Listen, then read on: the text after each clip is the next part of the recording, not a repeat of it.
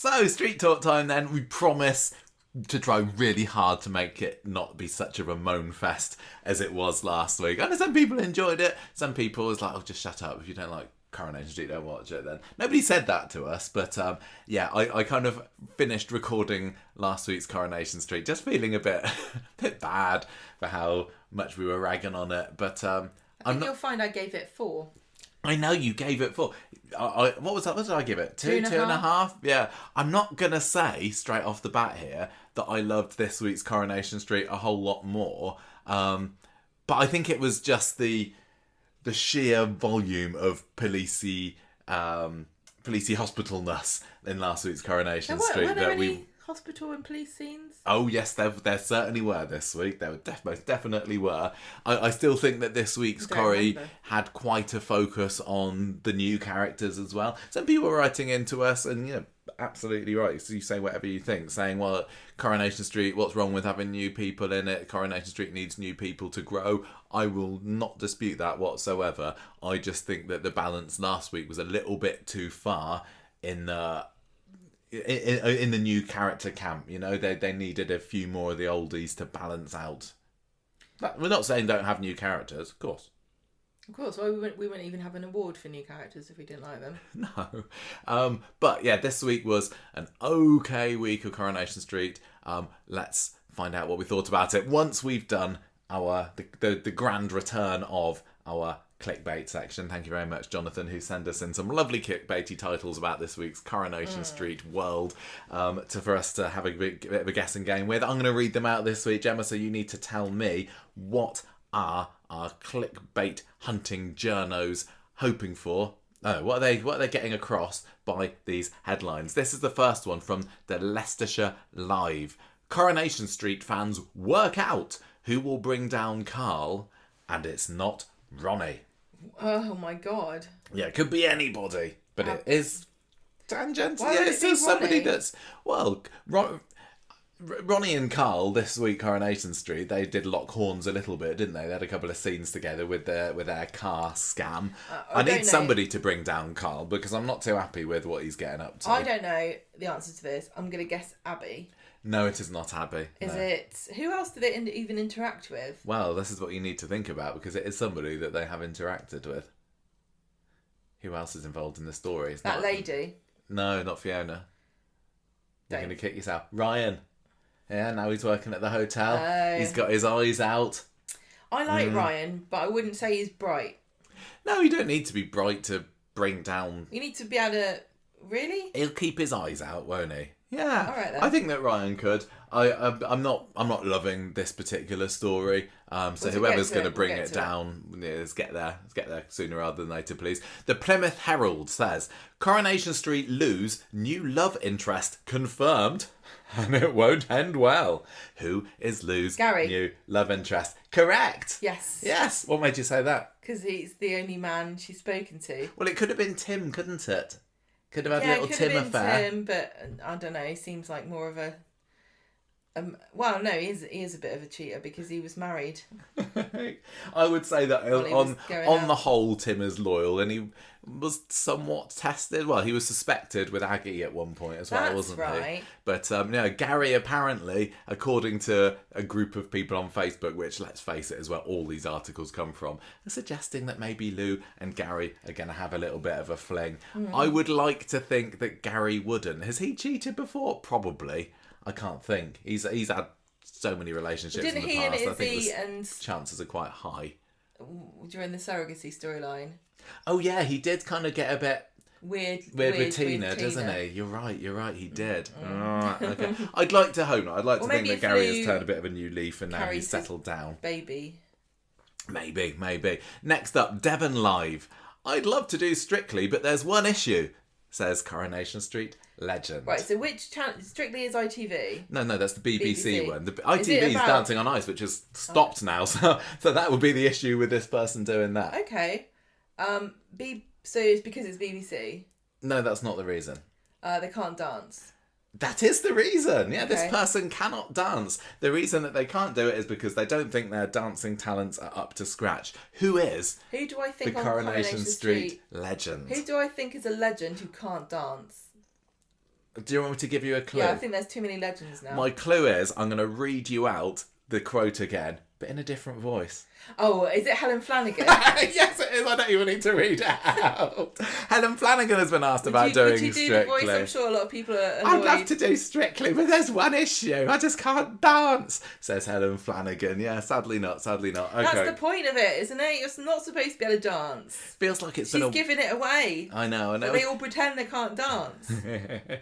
Finally, this is a quite interesting one. The Mirror, Deal or No Deal's mystery banker revealed as iconic Coronation Street actor. Now, have you ever watched an episode of Deal or No Deal through? Yep. I don't mind it, but I don't know how it managed to keep going for so long, because it really is every episode quite the same, isn't it? In the UK, Noel Edmonds was the man who phoned the banker. Mm-hmm. He's the host, and every couple of rounds you have to phone a banker to see how much money he's offering a contestant. I won't go into details, but that's about that. I believe that I saw or heard or read that Noel Edmonds said that the banker was actually really the producer. Yes. And he actually was in charge of the money, and so it was genuinely a conversation about how much money they wanted to give the person. This is very true, but who was that person who is an iconic Coronation Street actor? So this person has been on Corrie and then gone into TV production. Apparently so. You'll never guess it. I can't even remember the actor's name, to be honest. I can tell you the character that he played. Yes. Is it the one? Is it Diggory Compton? It is not Eric Potts, no. Because he's a producer. No. I'm just going to tell you. Give me another clue. Okay, this is the character who was a police detective on the show in the late 90s. It's Joe Datine. No, it is not Joe Datine. It is, because he investigated I said Gail. In the late 90s. Oh, I don't like to listen to the end of my sentence says. I don't know. Then. He was also due to marry a character on Coronation Street in the late 90s, but the wedding was interrupted by quite an objection from another Corrie legend, dare I say. I really have no... It was the guy who played Alan McKenna, who was marrying Fiona, and this is when Jim was in, "Oh, don't do it, Fiona, don't marry him, Fiona, marry me." Alan McKenna, I can't remember what the actor is called, but apparently he was the banker in Deal or No Deal all those years. Who'd have thought it? Gemma's just desperately looking up Alan McKenna on her phone at the moment. Glenn Hugel. There you go. He's got a banker's face. Is it? What do you think? His face. Yeah, I can Look see at that. it. He looks like the kind of guy who goes down to Canary Wharf and drinks champagne. Right, let's get cracking. Which is what I think a banker does. Let's get cracking. We're talking about this week's Coronation Street. I've kind of bundled a lot of stories together into one again this week. Not as much as I did last week when there was literally just one story, but we will be continuing the Craig Tarrar story first, which I'm very glad at least one listener wrote to us on our Facebook group and appreciated the reference to that particular holiday camp in Scotland. I was going to disparage you quite at length. No, all I need is for one person to go with a storyline title, and I've done my job. You've stolen my one. I've stolen your one for Julie. I'm also calling the Craig Tarrar one Kit's Kid, which is a very low-hanging fruit one, because it was all about that. Gemma, shouldn't Kit's kid be a kitten? Yes, quite possibly. Did we not say that already? Gemma, I did steal your storyline title for Julie's funeral exit. Gemma, what are we calling this story? Eulogy. Yes. Is that everybody? Gemma came up with that just when we were watching it the other day, and I was like, I'll write that down. I tell you what though, Coronation Street writers did come up with Carpe Diem. Oh, they stole our other storyline title, didn't they, today? They came up with it months before we even knew it was going to happen. I don't care. I appreciated the reference to but the unintended reference to Conversation Street on today's Corrie. I bet they'll be kicking themselves on the head eulogy. I bet she would have loved to have called it that, wouldn't she? Totally. My favourite thing about Julie's funeral episode today was the fact that she was a closet Paul Heaton fan. Who knew? He got 2 shout-outs. I love Paul Heaton. I think he's awesome. I've mentioned him on the podcast before. We've been to see him in concert a couple of years ago. So the fact that Julie was also a big fan of him in the Beautiful South, I appreciated that. Got a couple of their songs on the radio in the road today, but can I just say, particularly old ones. Exactly. Julie's not an act. Is she a Paul Heaton fan, or is she just a Beautiful South fan? Because that's different, isn't it? Yeah, I would have quite enjoyed a few of his more modern tracks making appearances on tonight's episode, but alas, they went to the classic like Song for Whoever. That's him, isn't it? That's not Elton John. What am I thinking of? Oh no, that's your song. You know. Gemma's giving me funny looks. Let's move on. Michael makes me listen to all the Paul Heaton songs. I don't make you listen to all. them. I don't make you listen to them. I occasionally put them on and then I roll my eyes. You roll your eyes because you're just I've heard them a million times. No, you haven't. Literally, you haven't. I do like the songs. It's just you listen to albums. I don't like listening to albums. I listen to lots of different songs. But if you say we're listening to Paul Heaton, you put on the whole album. Don't you? Yeah, or I've got a playlist with all the albums there together and I put them on random. That's kind of my go-to at the moment. Right. Never know what's going to come next. But if Paul Heaton wants to come on the podcast, he can sing a song if he wants to. Now he's got a mention, yeah. I'm sure he'll be very chuffed with himself. He's now part of the Coronation Street universe. Yeah, he exists. He's been on, they've mentioned him before. Have they? Because I know we spoke about him before, but not because of us. Oh, I don't know.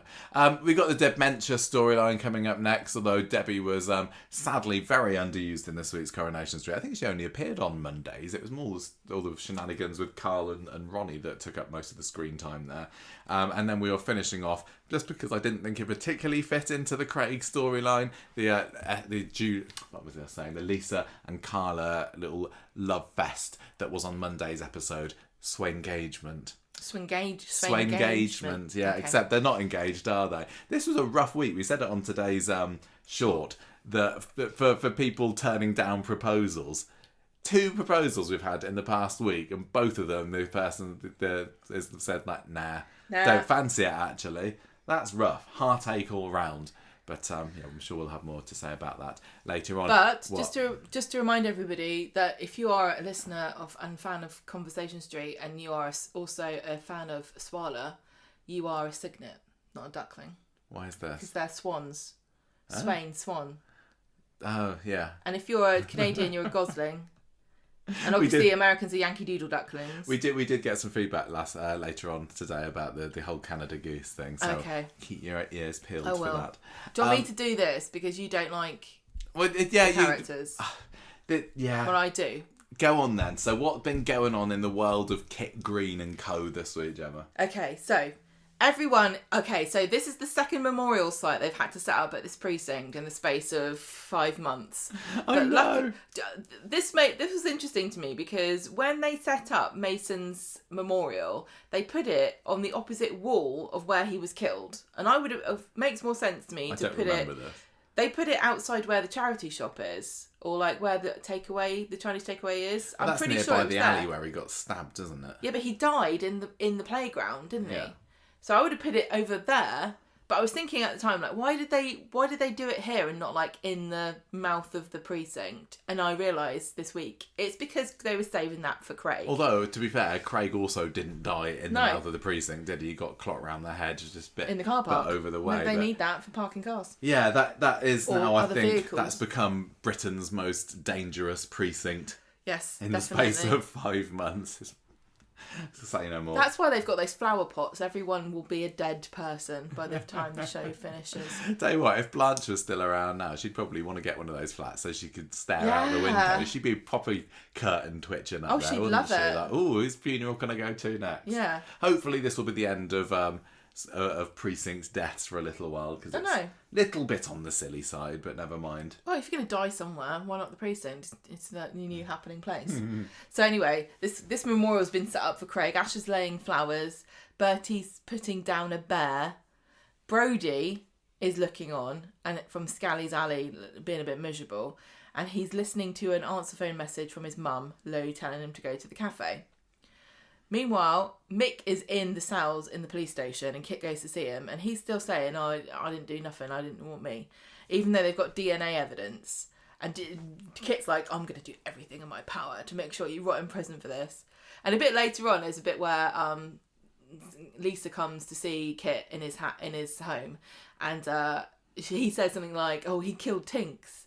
And it's so funny because that's kind of like our attitude to Craig now he's gone. A bit like when he was alive, we were all like kind of bullying him a bit, being mean about him. But now he's dead, we're like, no, he was the greatest police officer. We loved him. We did love him, but he was not very good at being a police officer. No, it doesn't mean you can kill him off though. You can't just beat people around the head for being bad at their jobs. Goodness sake, half the country would be dead. Yeah, do you think that there were I can't remember from watching the scene whether there was anyone else there that would have seen Mick doing this. I assume not, but Well, no, nobody goes to the precinct, do they? this is the thing. The probability that somebody not only was there, but somebody who knows either Craig or Mick, or Mick, or both of them, is actually quite high.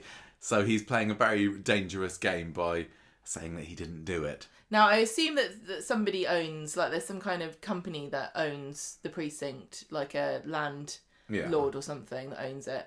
And when Mason was killed, I bet you they had a big meeting and they were like, oh, we need to put like security cameras in or something because the crime rate here is getting ridiculous. And they were like, well, someone's already died. What's the point of closing the door after the horse is bolted? There's no point putting it in. And I bet you they're having another meeting. Twice, is it? Another meeting now, and the guy's like, huh?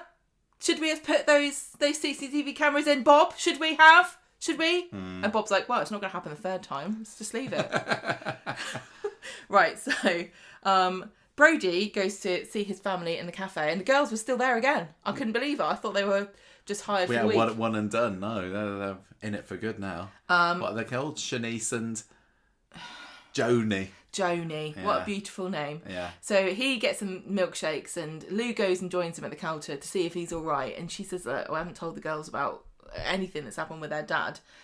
And she says, can you look after them later? And he's cagey because he says he's got something to do. Now, Kirk, Gary and Maria go to the cafe and the Winter Browns come in and Kirk is very rude to both of them because he accuses them of being friends with Mick and Mick's the one who killed Craig, so he doesn't want to associate with them anymore. Kirk really has had a rough couple of weeks, hasn't he? Because he's been obviously very affected by Craig's death, being his kind of semi-dad mate for a long time, but then also with Julie's funeral going on this week, and when Julie came in, she was there as Kirk's girlfriend, wasn't she? I thought that the surprising lack of Kirk today in the funeral scenes. He got a few lines, but I'd have thought he'd have had a bit more to do. But yeah, he's going through the ringer at the moment, and it's really no surprise that he's kind of going off on one. There's somebody. I found it really interesting how much of a big deal they made of Julie's funeral this week. I know this isn't the topic that we're talking about now, but and it makes me worry about Craig's wake because I don't really want to do 2 weeks or, a fortnightly wake for a big character who's died on Corrie. Do you? Well, hopefully that we've put an end to the deaths on Coronation Street for the time being. But it would feel wrong if they weren't going to have something for Craig. I mean, they find... I think it was today's episode, wasn't it? That they say that they're going to have something here, like a memorial service here in Weatherfield, rather than... Because Beth wants to have the funeral up in Norfolk. And I thought that was quite a good way of still getting a proper goodbye for Craig on screen rather than having to explain yet again why Beth doesn't turn up. Now, I do think that there's a possibility that Beth may well have come to Weatherfield and probably should have at this point. She would have done in real life. Yeah. And she's saying, I want a family funeral in Norfolk. Okay, love, who's going though? Because all the family's dead. Well, she's... I think they said that one of the Tinkers was there with her, Arlene or what have you, was there with her. Okay. But yeah, you're right. I don't know why she can't have it down here, but I thought it was fair enough because from Manchester. Oh yeah, sorry, you're right. Usually they'll just say, "Oh, the person didn't turn up, or they were too sad to come." His mum was too sad to go to the funeral. Well, this is what we had with Molly when Molly died after during the tram crash. Diggory didn't turn up because he was too sad to come along to his own daughter's funeral. It just would have been utterly wrong, and for whatever reason, they can't get Lisa George to come back. Fair enough. So yeah, I think that this is quite good way of doing it at the end of the day. So we know the funeral's going to happen elsewhere, but we still get to say goodbye to Craigie ourselves. Yeah, but I'm just thinking the emotional impact after another one, just like a week or two before. Maybe this is what Coronation Street has been readying us for with this wall-to-wall misery these past few months. Like we're gonna have to make sure they're all ready and steeled up for double funeral action. But if you think about it, I've said before about when characters go, you can't make so much of a big deal about it necessarily because then it would just be a non-stop exit storyline show. And this is kind of proving my point a little bit, because Craig and Julie died quite close to each other, and it just, the whole show's been dominated by their leaving stories for like a month. Yeah, you're right. Not that I'm really complaining about it. I'm just saying it's not sustainable. Well, it ties into what we were saying last week about having grief fatigue, and I'm sure that I won't feel as sad with Craig's funeral as I might have done if there hadn't been quite so many exits in recent months. But you never know. I am sorry for derailing pull it. it out of the bag. I would say as well, just to, we can talk bad about Beth as she's not here at the moment, but I would have thought that she might come back for Kirk as well, because when she left last autumn, they were still on good-ish terms, weren't they? They had a final goodbye scene together. It wasn't like her storming out saying, "I never want to see you again." They had a nice little cuddly peanut moment, and I would have thought that Beth might consider that Kirk's having a really rough time at the moment, because I know he's got Maria, but he's useless. Really just on his own, isn't he? Was Craig still living with Kirk? I can't remember. So is he just kind of rattling around in that flat above the kebab shop on his own? I don't know whether I want... Would you want to see a story that delved into Kirk's grief and depression and No. I see a lot of comments, I'm going to say this. I see a lot of comments on Twitter about insert my favourite character here, right? And people say, I wish that my favourite character got more time for us to explore their feelings after so-and-so happened. And I'm guilty of this too. I've said this before myself. But I'm just going to say that most people don't want that. And it becomes quite miserable and tedious, because so many shocking and terrible things happen on Coronation Street. Everyone would have PTSD. Everyone would be in counselling and be depressed. That's not something that we need to see necessarily. It would just be an interesting opportunity, I would think, to give Kirk a storyline. Kirk never has storylines, does he? I'm sure he's very much capable of holding one, but and this is a natural way to get your foot in the door. Right, okay. Are you just saying it because you think it's a good idea, or are you saying it because you think you'd want to watch it? It honestly depends what they did with it. Kirk is very much kind of isolated and on his own at the moment, so I don't know who would even be rallying round him particularly. Tyrone maybe, and he's had not so much time on screen recently, too busy tied up with Doran. I'm just looking for ways of getting long-term characters up in the forefront with stories, and I don't know what wages Andy Wyman is on at the moment, but he's not going to be pulling in the Jack P. Shepherd numbers, I imagine, is he? No idea. So it could work, but yeah, maybe a story about Kirk falling into the pits of depression and despair. No thanks. Might not be fun to watch.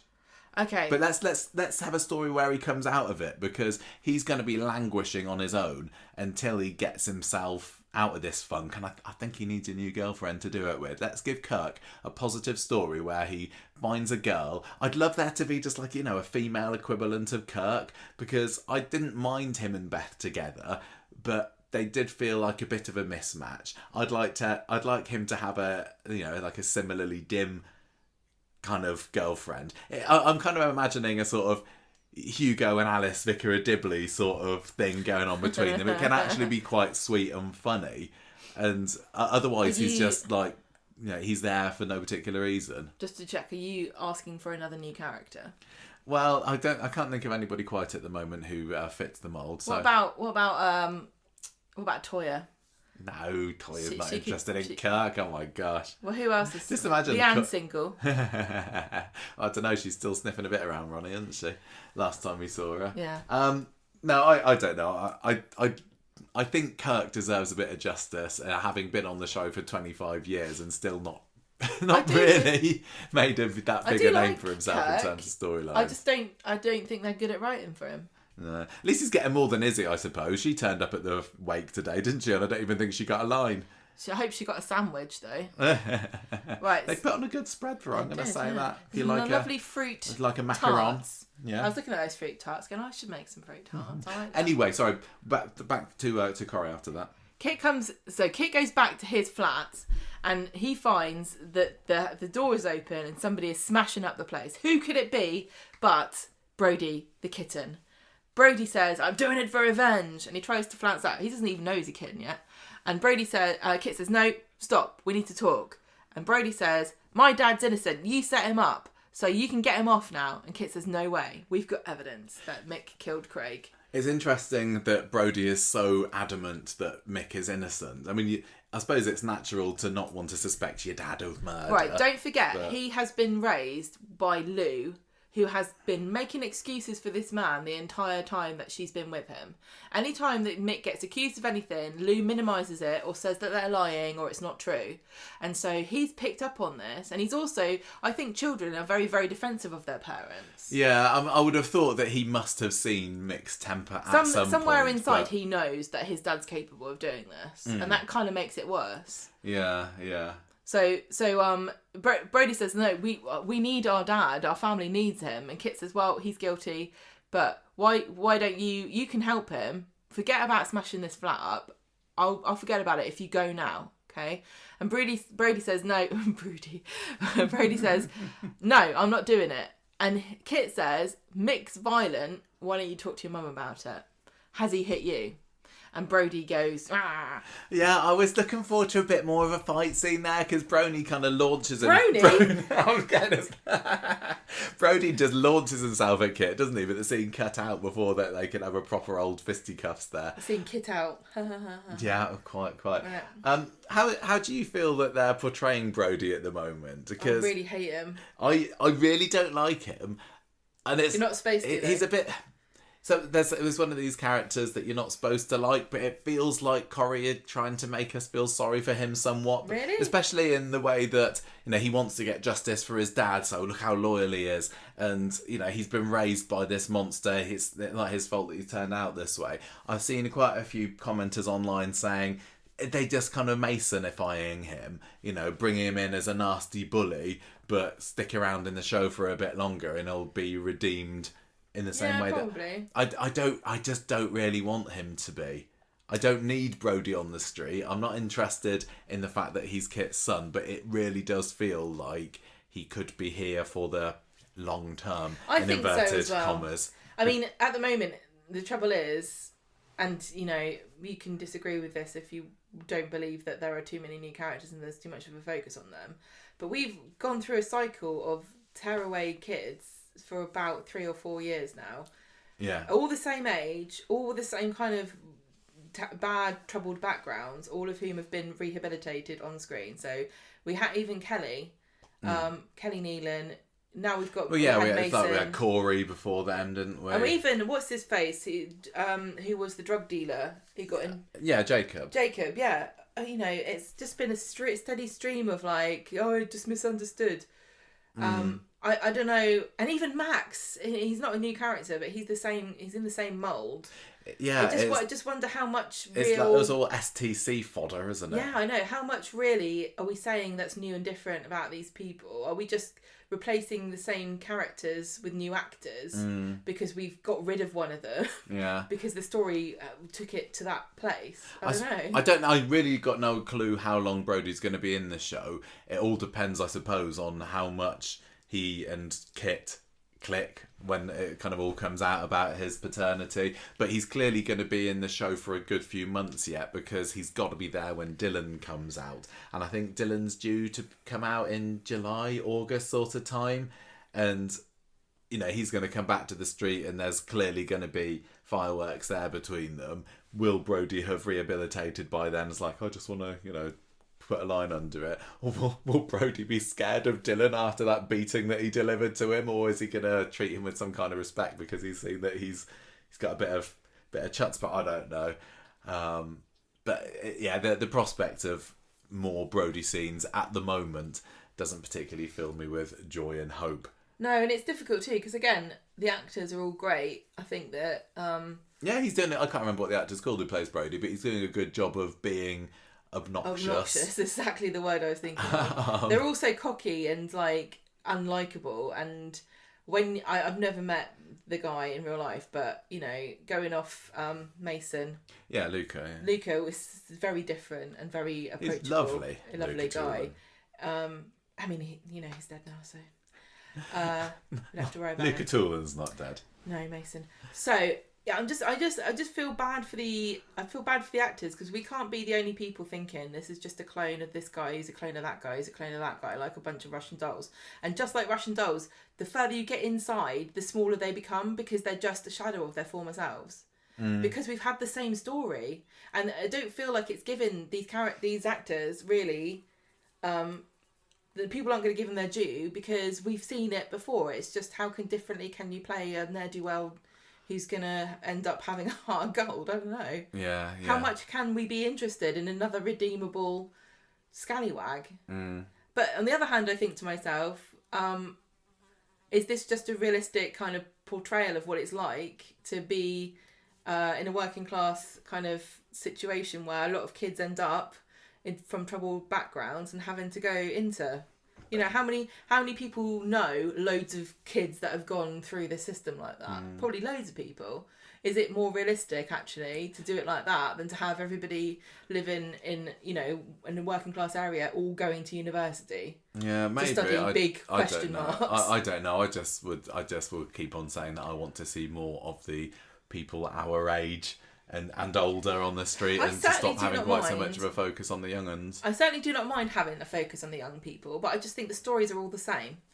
That's my problem. I'd rather see a bit more work drama with Asha. Like, how is Amy getting on with her studies? Does Ardy feel left behind by his peers? We've hardly seen him recently, have we? But you know what I mean. These are all characters we actually know. I'd really wish that they would lean more into what Asha's doing at the moment. What's going on with Nina? Well, Nina, who bloody knows they about her? They were going out with each other. I think in some of her gothic rituals, she's summoned a portal to the nether realm and she's slipped into it and nobody's noticed yet.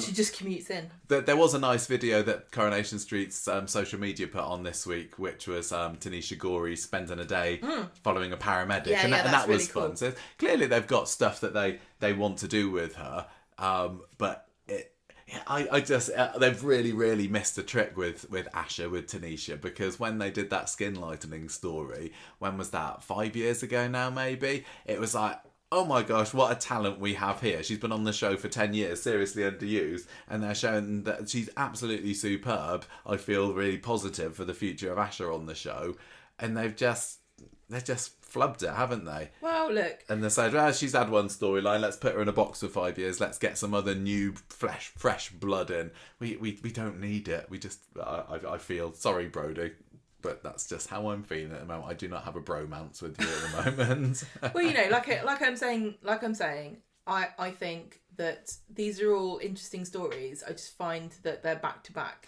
But I don't want to judge too soon, because honestly, when the bullying storyline started a year and a half ago, or whenever it was, I was feeling the same about Mason. I was like, I don't need another bullying storyline. I've seen it all before. But actually, I grew to really find Mason very interesting and complex a character. Complex to, he's no Roy Cropper or anything, but and then obviously his ending story, the final episode, everybody was very rightly lauded it, so there could be something absolutely spectacularly amazing and brilliantly entertaining in the works for Brody at some point. Ryan Mulvey plays, and he was also in Hollyoaks as J.J. Osborne. There we go. Well, I never knew that. Well, he's definitely got a lot of confidence, that kid, and he plays Brody very, very well. He is completely convincing as an arrogant, annoying teenage boy who's got a bit of a dangerous streak to him. Yeah, so it really is down to the storyliners and whoever to show us why we should care about him and not just dismiss him as yet another clone. Yeah. Okay. Anyway. So Sarah and Bernie turn up to Kit's flat and find him sweeping it up, because he says, "Oh, I've been burgled," and they're like, "Yeah, when we came in, a kid ran past us. It must have been him." And so he's kind of dismissive of it, because he's obviously decided not to worry about it. Gary, he doesn't want to see his own son be sent down. Yeah. Sarah's still trying to get him to report the break-in. Gary comes in and blames Kit for everything, because if Kit had taken Mick in after he and Gary had that fight, then Craig would still be alive. And all the way through this week, Gary's Gary at any point he can will get in a dig at Kit or say something, won't he, about like, oh, if only anyone would listen to me. We had a couple of characters blaming themselves for Craig's death this That week. always I think happens Lisa on did a it at soap. one point, didn't they? Yeah. Always. Except the person who actually did it. Yeah, it's complete denial at this point. So Bernie goes and speaks to Brody, and she knows that she might be his grandma, right?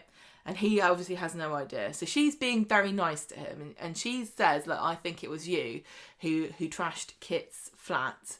And she says, look, you know, your dad, Mick, he is a wrong'un. Whether he killed Craig or not, he kidnapped me, I know that for sure. And Brody's not interested. And so she's like, look, you know, you remind me of our Paul. He used to get himself in trouble, but he turned his life around. You could do it too. And just as it looks like she might be getting somewhere, Kit comes along and arrests him. And then Bernie's there going, no, oh. Because just before this happens, she's saying, oh no, Kit's a good guy. He would never do anything bad to you. Do you see the resemblance in any way, shape or form between Brody and Paul at the moment? I thought this was kind of funny because I got the impression that Bernie really didn't know that much about her kids for a certain period of their lives. You're right, actually. How would she know? Yeah, she was very much an absent mother, wasn't she? Because she wasn't... Didn't she raise Gemma and Paul was raised by his dad? Or was it the other way around? No, I think that's... Oh, God, I've lost track of it now. I mean there was she obviously when Paul was Brody's age, he must have been with Bernie then, because this is when he was being abused by Kel. So she did see Paul when he was, you know, in his mid-teens. Do you know like what, this. though? That's actually a really troubling thing, then, to say to a lad. Oh, you remind me of Paul. He used to get in trouble. Are you being abused by somebody? Oh, God. Well, I mean, you think about it. That's why Paul was acting out, because he was being abused. And I guess, in a certain way, Brody and all the rest of the family are kind of being abused. Well, yeah, they are a victim of a type of verbally. abuse, aren't they? That's true. He's very much a controlling father, even if Brody doesn't realise it yet. So maybe that's why, yeah, Bernie is trying to see the good in him, because she realises that often this kind of behaviour is a response to something deeper going on beneath the surface.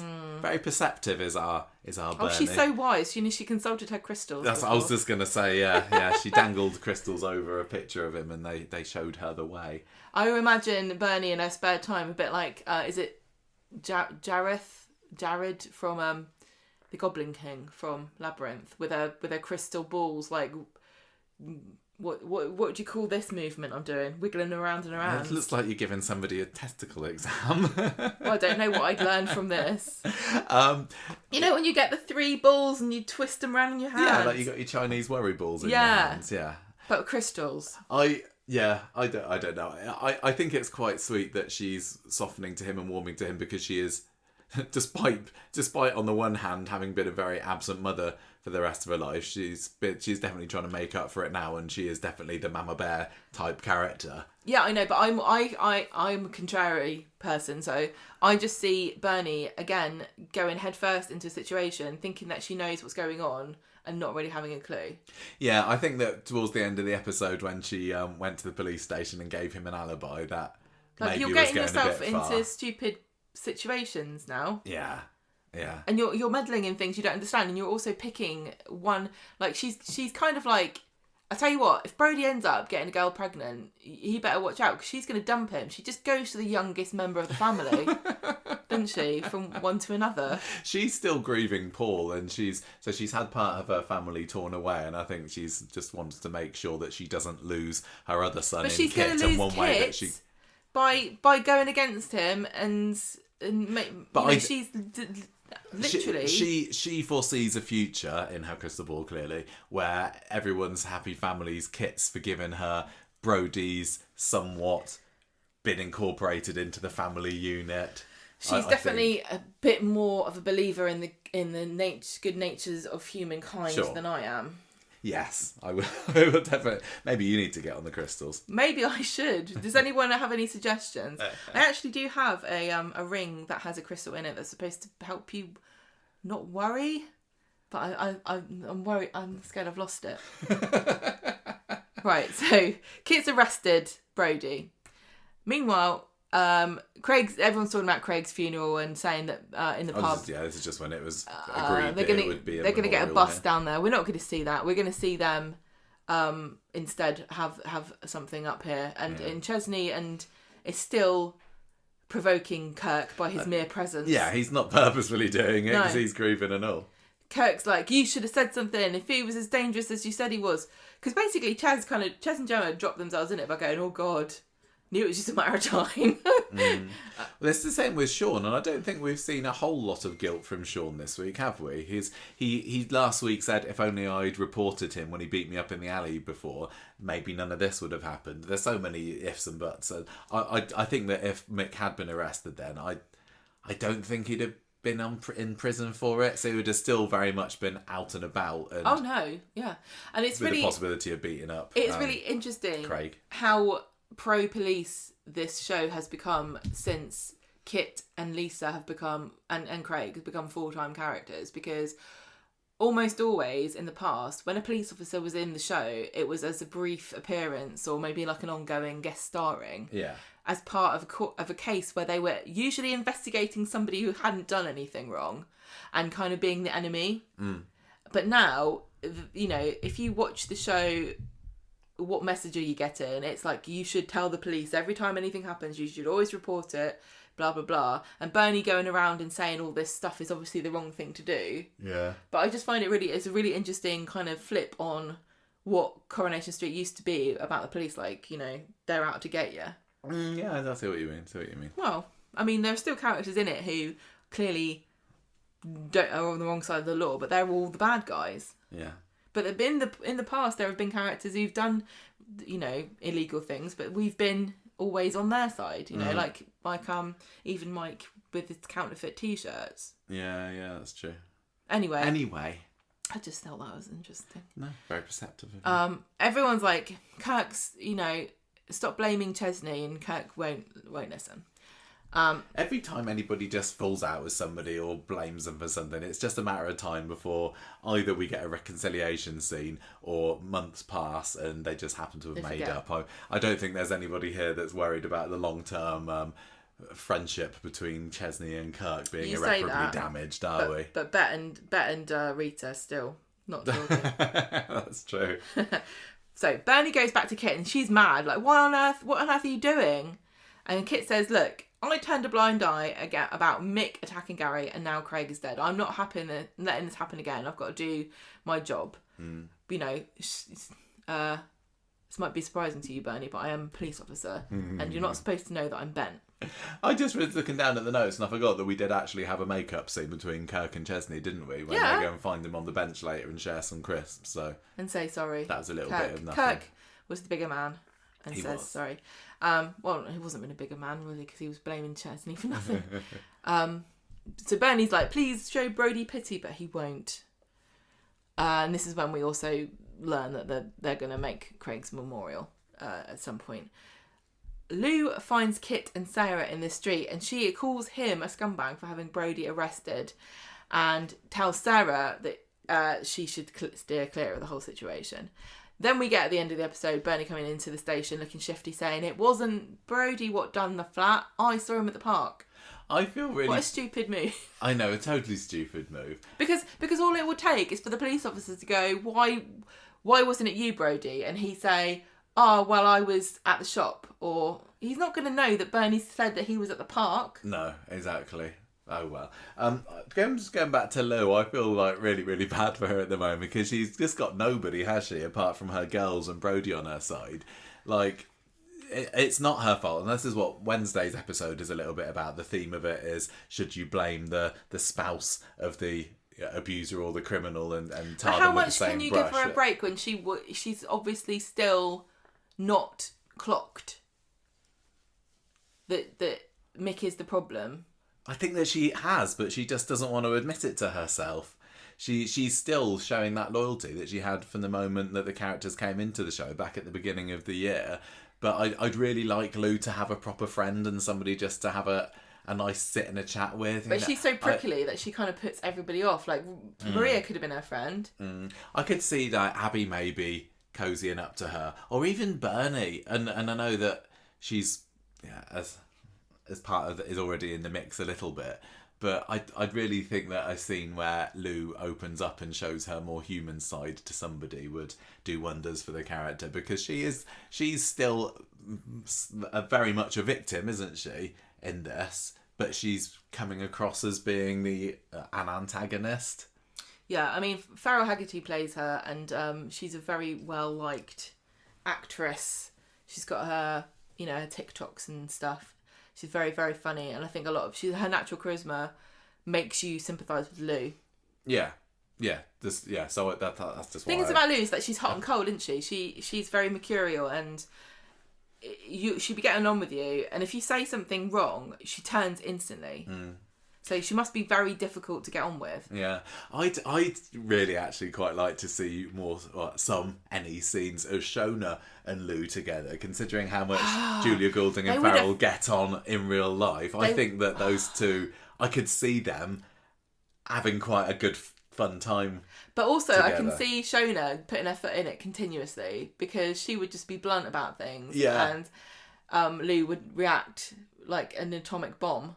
She would, but I think that they could be really, really good But friends. I also think that Shona can brush it off. Like, she wouldn't really be phased. And I can't remember, what's the status? So Shona slept with Kit. Yeah. Now Kit's going out with Sarah. Mm-hmm. Shona thinks that's quite funny. Kit and Lou are kind of enemies at the moment. So they would have something to talk about there, wouldn't they? Yes. They've both been to bed with Kit. There's your first talking I don't think there's going to be many women left at the end of the year. To be honest with you. Right, Wednesday's episode. Go for it. Lisa Swain is sneezing. Right. Okay. What was that? That was some Oscar-worthy sneezing there. It was. I'm gonna say. I have never seen somebody sneeze with quite such realism. Convincing. It was very convincing sneezing. I look back and I think to myself, how often have I ever seen anyone sneeze ever on TV? I don't think they do it. I think they're all too scared. Sometimes it's just a token kind of, but this, she sneezed with gusto. When in the script, right, it says, "Oh, your character is sick." Most people will be like, no one goes for the sneeze, apart from Vicky Myers. She's just like, yeah, if you saying I'm sick, I'm going to have a sneezing fit. And you've never seen the likes of my sneezing fit, because this is what I got through acting college doing. Maybe this is her thing. Maybe this is on her resume. Yeah, probably. CV, it's got like, can drive, beautiful. Accents. Can do any accent, and I can sneeze on demand. I think I'll say, let's try that out. Because at the moment, we will come back to the Swain and Carla story towards the end. There doesn't seem to be a huge reason why she had to have a cold in this week's episodes. Well, some people were so convinced that they said that Vicky Myers was probably actually sick. No, it was definitely fake. But I have seen some people theorising this could be the start of yet another medical storyline, and what's going on with Swain on the wane. I don't know, but I don't think anybody needs a story where Lisa is going to go down with something. But she is working herself very hard, isn't she? She's doing lots of policing recently. She's so much, and that's enough work to take it out of anybody. So maybe it's just that, a bit run down and needs a bit of loving from her Carla. I don't know. Well, she's having a sneezing fit, and she sees Kit and tells him that Brody is on bail, and does he definitely still think that he did it? And he's like, yeah. And she says, well, there's an alibi, and you're not going to believe who it's from. And then so Kit goes and confronts Bernie about this and says, you better withdraw this. I'm going to have you for perverting the course of justice. And Bernie says, look, he's my family. I can't abandon him. We got to look after him. And then Sarah walks in and hears this bit about what's going on. So she has to get filled in by Kit about Lou and Brody and why he's his son and how much of a mess everything is. And he asks Sarah for advice, not knowing that she is an absolute nightmare in her personal life and would have no good solution to anything. Mm-hmm. Sarah reckons that he needs to have a long think. I think most of the time she has to think about anything, it takes a long time. So what do you want for the future? And if Brody is really your son, you need to think about where does he fit into it. And I think over the past couple of years, Sarah has really turned into a character who likes to dispense wisdom and will sit and listen. And she's always she's been like the friend and sounding board for quite a few characters. Yeah, she was for Dee Dee, wasn't she? But I just think she needs to like do the same for her own life, because she gives off this air of wisdom, but she makes such stupid decisions. Yeah. Oh dear. So Kit finds Brody on the bench outside the chip shop, because we're finally using that. Yeah, not inside, of course, but no. Nice People that will Joe often... Parkinson remembered that the chip shop exists. He wrote Wednesday's episode. Didn't Quite often, characters will get chips from that shop, but I don't think for a long time we've seen anybody sitting outside eating chips there. So well done. And Kit says, "I got something to tell you." And he says, "Come back to my flat." So he says, "I'm going to withdraw my statement on one condition. You need to give your head a wobble. Don't end up behind bars like your dad." And Brody's like, "Oh, I'm not scared. I don't care. I'll go back to STC. I'm not even bothered." So that didn't really work out very well, did it? Sarah gets chatting with Bernie in the street and admits that she's finding it hard to know Kit.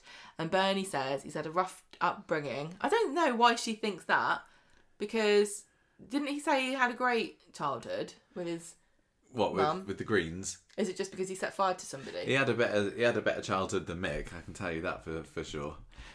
Yeah. So what? No. I forgot. So, yeah, it was a rough time. He's not quick to trust people, but you got to give him some time, Sarah. Yeah. Do you think that should this be enough warning flags for Sarah to say, I don't need the drama here? She loves it. She's her own worst enemy, it's true, isn't it? But maybe it's just because I don't really like Kit. But I'm saying to Sarah, dump this guy. He's only going to cause you grief. And you don't want to be a mum to Brody, do you? Stepmum to Brody? No, it's not worth the drama, I say. Get out now. No, you've got your own horrible children. Harry's not horrible. He's just invisible. I like the way you don't defend Bethany. She's sorting herself out. She's all right. She's in London. Harry did at least get a Danish today when Sarah brought back coffees and pastries. There were three in there, and for a moment I was like, "Why have you got three? Who's that?" Oh yes, that is an actual other character in this house. Apparently, we just never see him. I really thought that when they recasted Harry at Christmas time, it'd be because we're going to be seeing a whole lot more of him in 2025. But he's appeared in like 2 episodes or something this year. Maybe they've got something, in mind, and they're letting him waiting in the wings. Is Brody going to come and menace Harry or something? Is Harry going to be the new Brody, who is the new Mason, who is the new Kelly?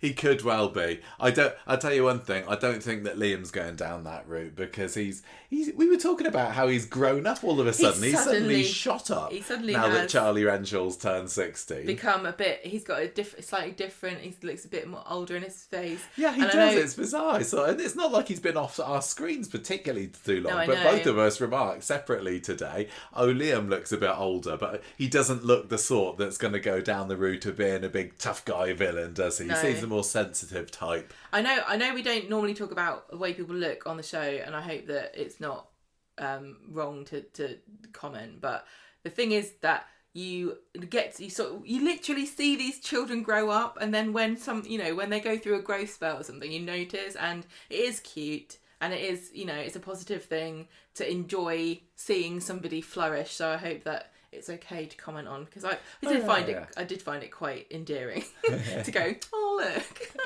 oh little Liam's got a bit taller. He's as tall as Gary now. He's becoming massive now, isn't he?" Well, I'll tell you what, I wouldn't lock him in a cupboard anymore, would you? There must have been some fertiliser in there. Maybe that's what it was. Right, so Sarah gets chatting with Bernie in the street. Oh no, I said this, haven't I? We've done this. Lou goes to the pub, and Gary's in there having a quiet Lou's been kicked out of work, hasn't she? She tried to turn up earlier in the day, and Maria kicks her out. No? I think she fires her. Yeah. Audrey wasn't in it at all this week, was she? Audrey's been... Maria was her proxy. I got to get this off my chest, because I might forget to say this later, but Gary decides to kind of like befriend Lou a little bit. First of all, he's rude to her, isn't he? And she stands up for herself. Like, "I didn't do anything. Leave me alone." She tries to pay for a drink. Her card gets declined, and so Gary buys her a drink, I think, and he lets her sit with him and stuff, and saying, "I was a bad lad myself. I'm going to make sure Mick pays for what he's done to Craig." It was an interesting comparison to make, because at Gary's worst, was he as bad as Mick is now? Because he was I can't remember how old he was when he came into the show, whether he was late teen or early 20s, but he was definitely rough as then, wasn't he? And well, they stole kitchens. And... he David convinced him to burgle Lovely Gay Ted's house, and he was definitely a very dodgy character. And then he kind of came out of it a bit. Then obviously under Ian McLeod, he went right back down the route of villainy. He like Mick, is also responsible for the death of another character. Nay, two characters on the street are now dead thanks to Gary, Rana and Rick Neelan. But I don't think there was any point where Gary was supposed to have been quite as despicable as Mick. Well, Gary killed Rick Git in self-defense. Yeah. And it was just an accident that Rana's dead. But I will say, in Mick's defence, I don't think he went to kill Craig. No. He just hit him, unfortunately, his weakest point, but, I mean, which is his brain. If you're gonna go around beating people up as much as Mick had been in the weeks running up to that confrontation with PC Tinker, you're gonna risk killing somebody or going a bit too far at one point. If Corey wants to lecture us about something, which I know they really love to do, and I do too, so I'm not knocking them for it. Maybe more should be made of the fact that, because this won't happen though, because nobody saw it happen. Nobody, and Mick's not going to admit. But he only hit him once, and I think the moral of the story is there's no safe way to fight somebody that has with a baseball bat that has zero risk of killing them. Like, even if you punch somebody, if they fall down and hit their head, there's loads of stories of that happening. You think you're just having a little scrap with somebody, but you kill them. If you hit someone round the head with a baseball bat, then don't be surprised if they don't get back up. Look, again. I'm sorry to say this, but do you not think that fiction and TV has taught us a little bit that you can kind of hit people with a bat and they'll be fine? How many fights have you seen on TV where people have whacked somebody and it is like they go ow? Yeah, and then punch them? I don't know, but equally I have seen that episode of The Walking Dead. And, yeah, but that had barbed wire on it. I all I'm saying is that it was an interesting comparison to make between Gary and Mick, and actually Gary was a bit of a scrapper himself. And yes, he what has do you been. Mean was? He was doing it the other week. Yeah, but with Mick. But I still would say that he was never as much of a villain as Mick. Well, he's never has clearly been made up to be. No, that's very, very true, actually. Mick has been painted and sexually harassed people. Yeah, Gary... He got very scary with Daisy, didn't he? Yeah, for sure. Mick's like a multi-layered villain. Yeah. But it did bring up the point that comes up later in the episode that just because Gary's a wrong un or has been a wrong un, that doesn't mean that Maria should be tarred with the same brush, and the same should be said with Lou, which is basically where Wednesday's narrative was going, wasn't it? Anyway, what I was saying earlier about getting something off my chest. Oh, yeah, sorry. No, I kind of diverged a little bit, but because Gary kind of softens to Lou a little bit, and then he has a go at Maria for firing her. And I don't know why Maria has to hire Lou back when Gary could hire Lou if he's so bothered, hire her at the builder's yard. To do what? Answer the phones, do the invoicing, do the bookkeeping, phone up for new leads, organise the calendar, do the schedule. There's so much admin work for a building company that she could do. I don't think if Maria's not going to hire Lou, Gary would be on very dodgy ground in the whole marital stakes if he hired Lou himself. No, because he should put his money where his mouth is. Lecturing Maria about not hiring Lou and firing her when she needs... He was going, she's got kids to support. All right then, give her a job yourself. Are you telling me that a woman couldn't do some of the jobs? I know that there's a lot of really heavy lifting and lots of physical labour that would be required, but there's no way a woman couldn't do some of it. Put your money where your mouth is, Gary. Well, Gary clearly does have a lot of money as well, because not only has he just bought the builder's yard, he's also hired two random background goons. And they can't even speak. This week he's given Ed his job back as well. Yeah. I do feel a bit bad for Ed this week. That must be a bit demeaning for him, because he used to own this yard a year and a half ago. He doesn't seem to mind because he's just a lovely, gentle type. but it would have sting to a work, bit, wouldn't it? it would really sting coming back to work under somebody And then having to younger than you. be a sycophant to your boss's son because he's a bit sad. Yeah. And he can't take banter. But maybe, Gary now, out of nowhere, has got 3 new workers and a work experience kid on the books. Not that he has to pay him anything, so maybe he just hasn't got the cash for Lou. Well, mind your own business, Gary. I just thought it was really annoying to have him lecture. Like, he was rude to Lou, and the only reason he seemed to feel bad for her and suddenly flip the entire script on whether she's his enemy or not is because she couldn't pay for a pint. If only it was that easy to make friends. So anyway, so they're having this drink, and Maria comes in and is like, get out, don't talk to him. And Kit comes in and sits with Lou, who's now alone, and tells her, I'm going to withdraw my statement against Brody. Now you need to step up and be a proper mum to him, make sure he doesn't get up to mischief and doesn't grow up idolising scumbags like Mick. I don't see how it's going to happen when Lou still hasn't seemed to let his grip on her go. It's almost, I wouldn't want to kind of turn my back on somebody already, but I wonder how easy it would be to turn Brody's life around, because he seems to have reached the age where he's already, formed his character, he's made his opinion, he's planted his flag. It wouldn't surprise me if he's a bit of an Andrew Tate watcher. I was literally thinking that. I wonder if they could go down an incel sort of storyline with Brody. That would be new for Coronation Street, and Brody could be the sort of character that I could see carrying that, maybe. I think other soaps have done it. I definitely think...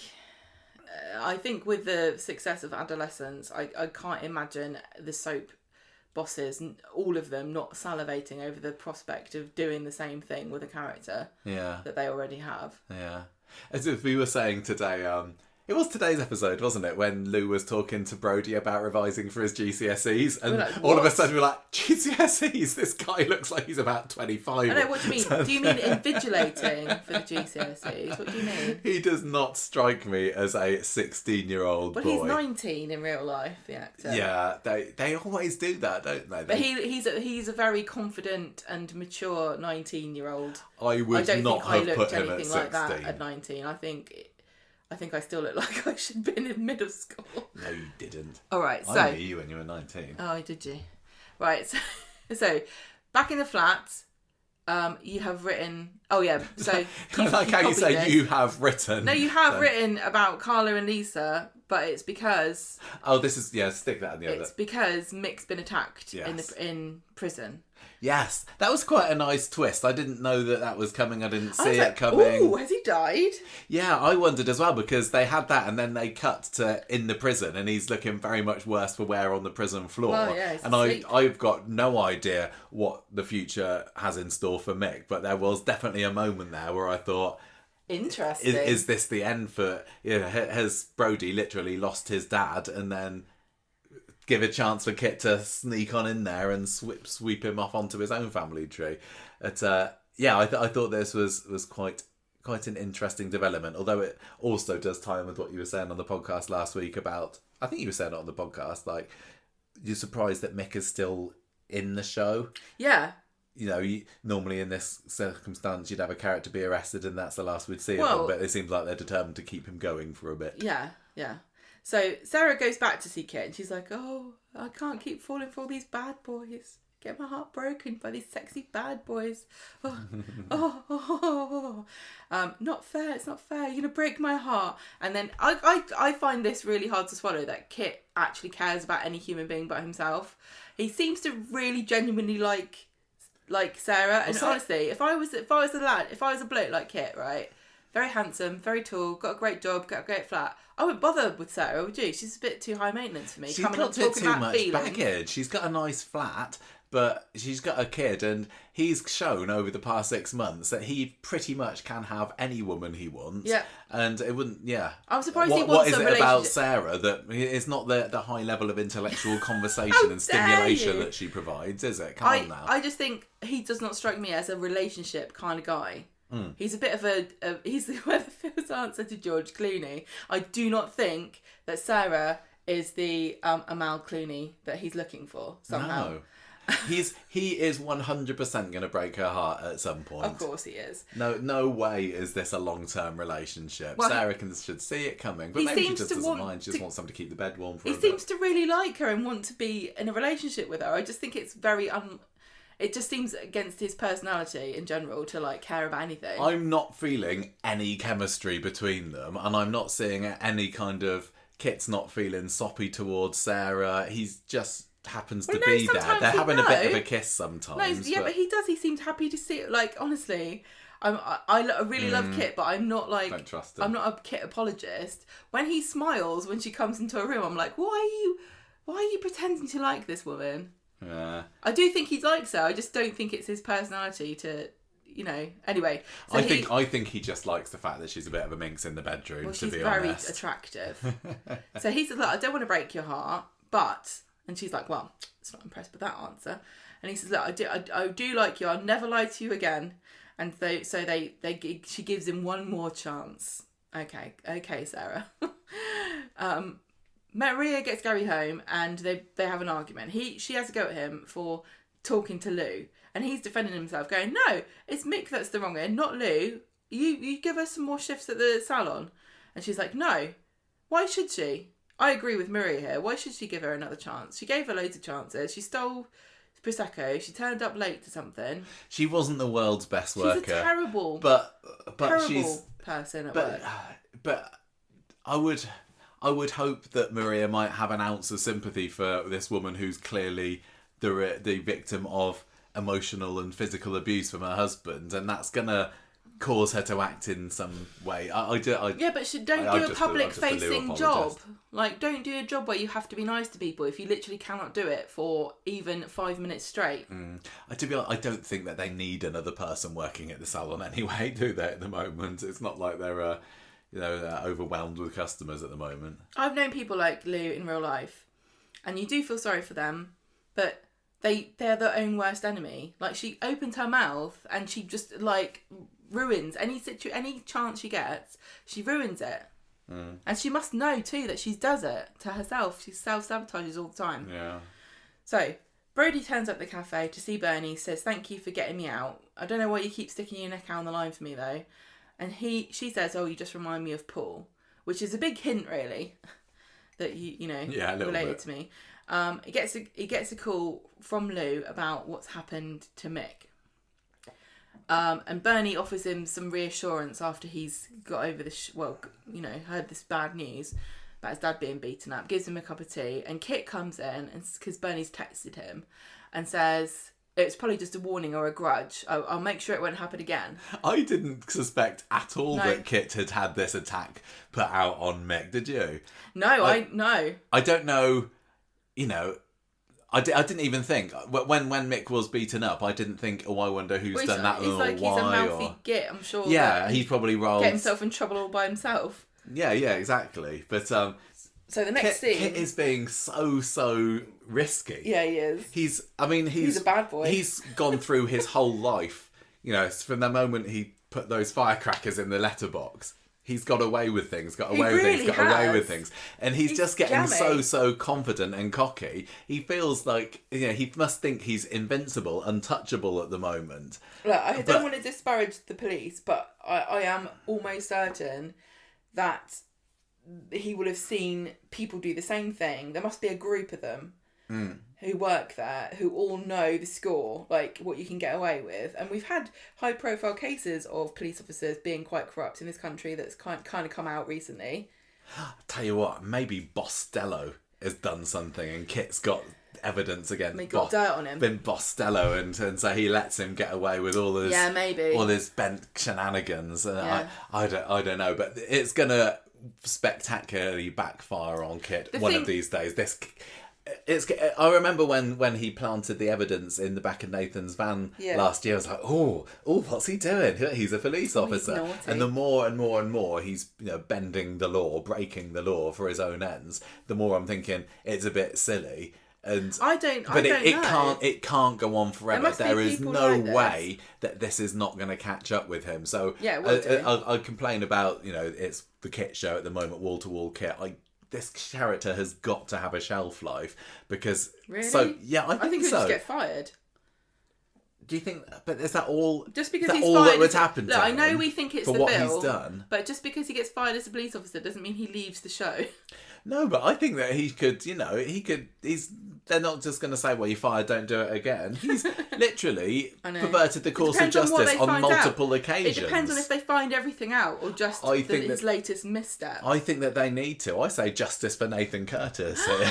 Oh, dear. He has got to have justice catch up with them. He's got to end up behind bars himself. Can I just point out that it's not like he's corrupt and going around getting bribes off people or getting criminals off of charges, or all the things he's doing because he thinks it's the right thing to do to get justice for somebody who might not get justice. Wash with me. No, I know. I don't agree. But there are loads of cases where this has come out, like, you know, in like Making a Murderer, that Netflix documentary. I've forgotten the name of the guy who clearly actually did do it, but the police set him up and put evidence in there because they knew he did it, but they fitted him up and then they got found out and then he got away with it. I don't know. I'm kind of probably remembering that all wrong. But you see what I mean? He's bent, like I keep calling him bent for justice. That's what he is. He's doing it because he thinks Mick's not going to get enough punishment as it is. So he gets him beaten up. And he says, in the next scene, Sven comes in to see him. And I think, does he make a snidey remark about, you could have texted me this? Somebody did this week, which I thought was quite funny. Don't ever text Kit anything. He doesn't ever look at his phone, Don't text anybody anything on Coronation Street when you can go and talk to them in person. So they're probably just going to be round the corner if you're talking about them or thinking about them.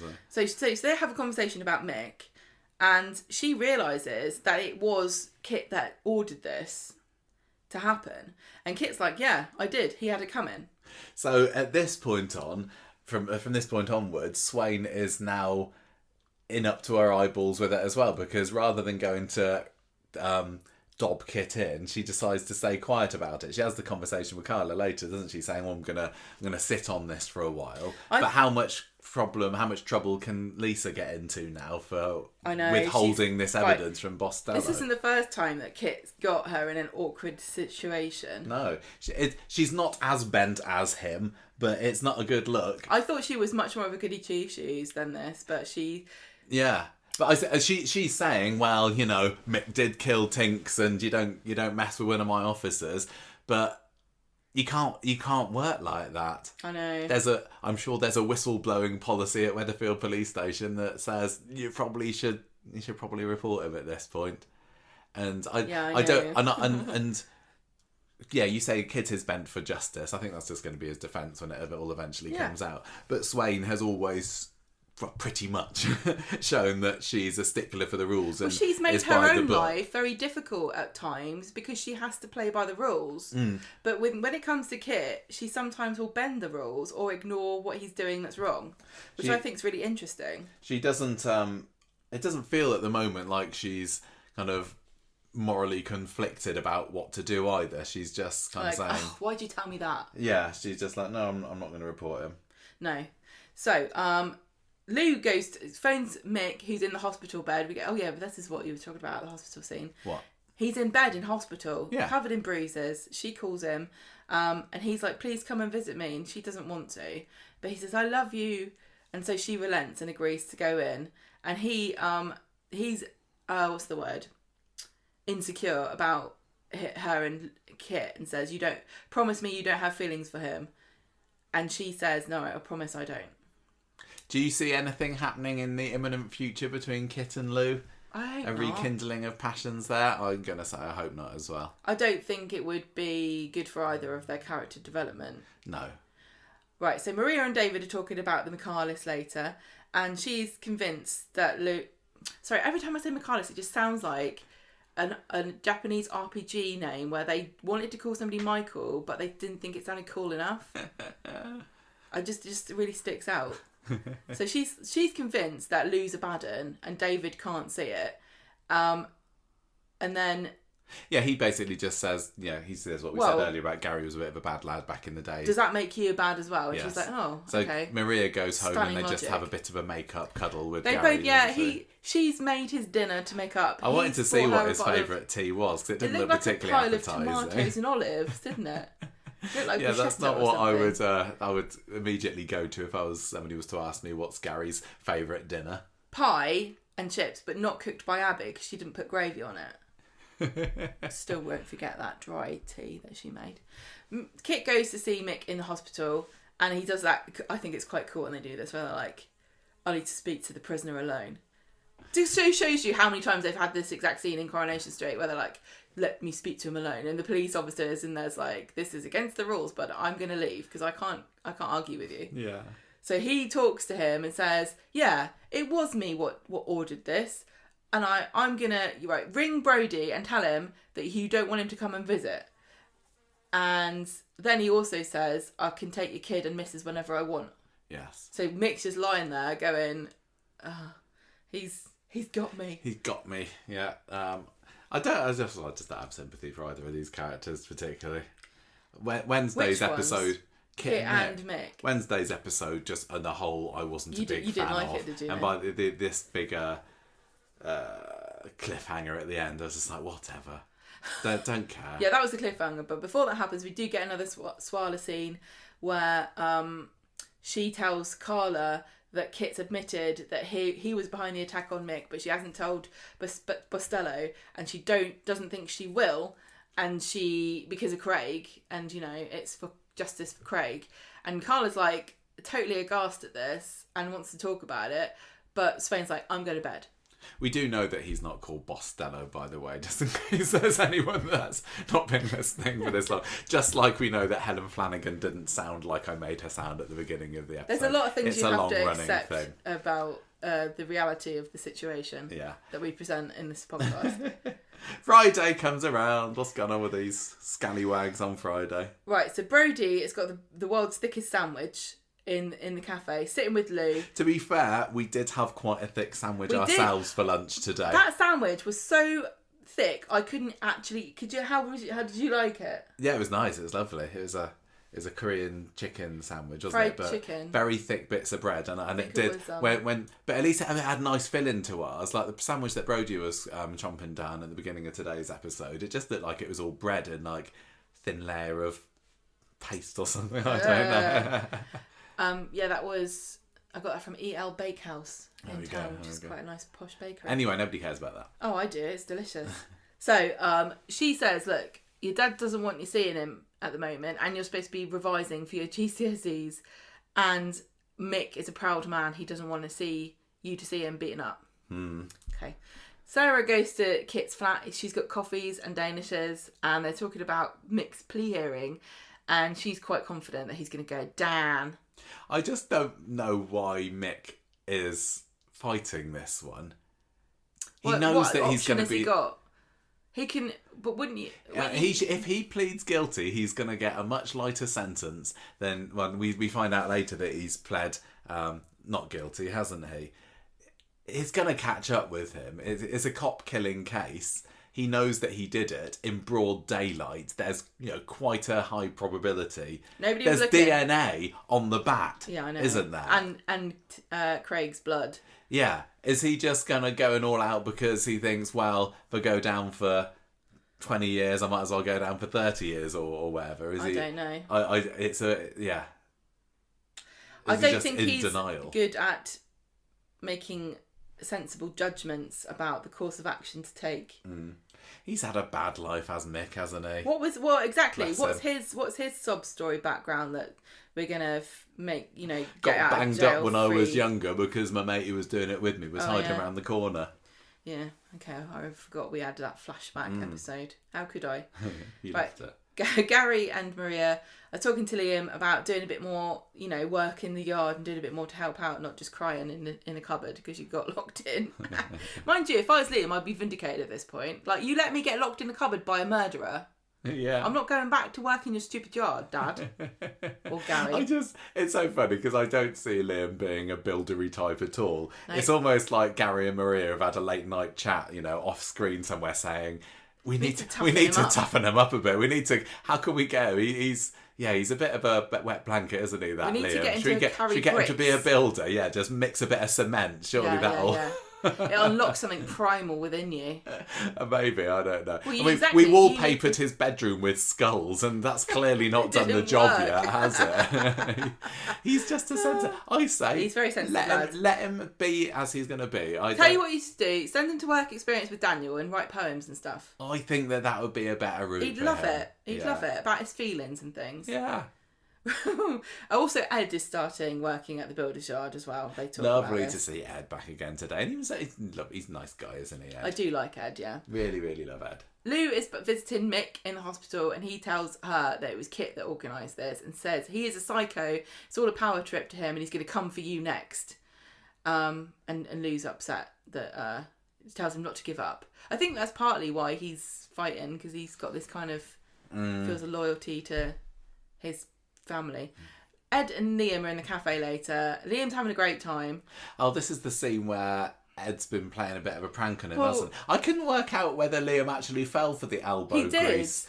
That's such a cliche thing to happen. I know. Sorry, Jan McVerry, who wrote this episode, but Well, you've got to stick to the classics. It's like saying go and get a left-handed paintbrush, or and Ed had sent Liam tartan off. paint. Yeah, exactly. Ed had sent him to get some elbow grease, Blinker fluid.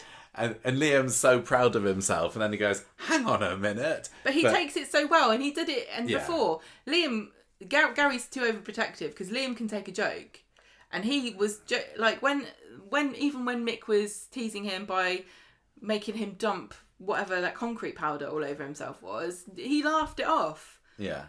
And then Gary gets himself involved, and he kind of overparents him. Don't make fun of my kid. He's a very sensitive lad, you know. Yeah. I just don't think that Liam would fall for that. I think he's smart enough to. I don't know. I think. I don't know. Anyway, so Gary kind of gives a disapproving look, and Ed's like, "Oh, it's just a joke. I wouldn't have actually let him go to the shop to get some elbow grease," and he kind of like he goes off sheepishly, and then Gary says to Liam, "Oh, I told Ed that you're having a hard time," and he's like, "Oh, why are you going around saying that to everybody?" I'm trying to be harder here, Dad. I'm trying to be well. Look at me. I've got my special jacket, my man jacket on. Anyway, later on, Bernie finds Lou and Brody. Jeez Louise. Brody. We just can't say that kid's name this week, can we? Brandy in the precinct, and tells them that Mick has pled not guilty, and Brody is not happy to hear from Lou that Kit is the one behind getting Mick beaten up, and Lou says, "I'll deal with it." It feels like I don't know what Brody can do next, because he's already done his flat over, hasn't he? But it feels like this has gone up another level now. I suppose this is going to be the test of how much a chip off the old block Brody is. Is he going to try and enact violence against Kit? Or is he going to go after Sarah Louise, maybe? Kidnap her. Why not? Everyone gets kidnapped many times a year. Yeah. But I think I just don't get why we're trying to have any kind of...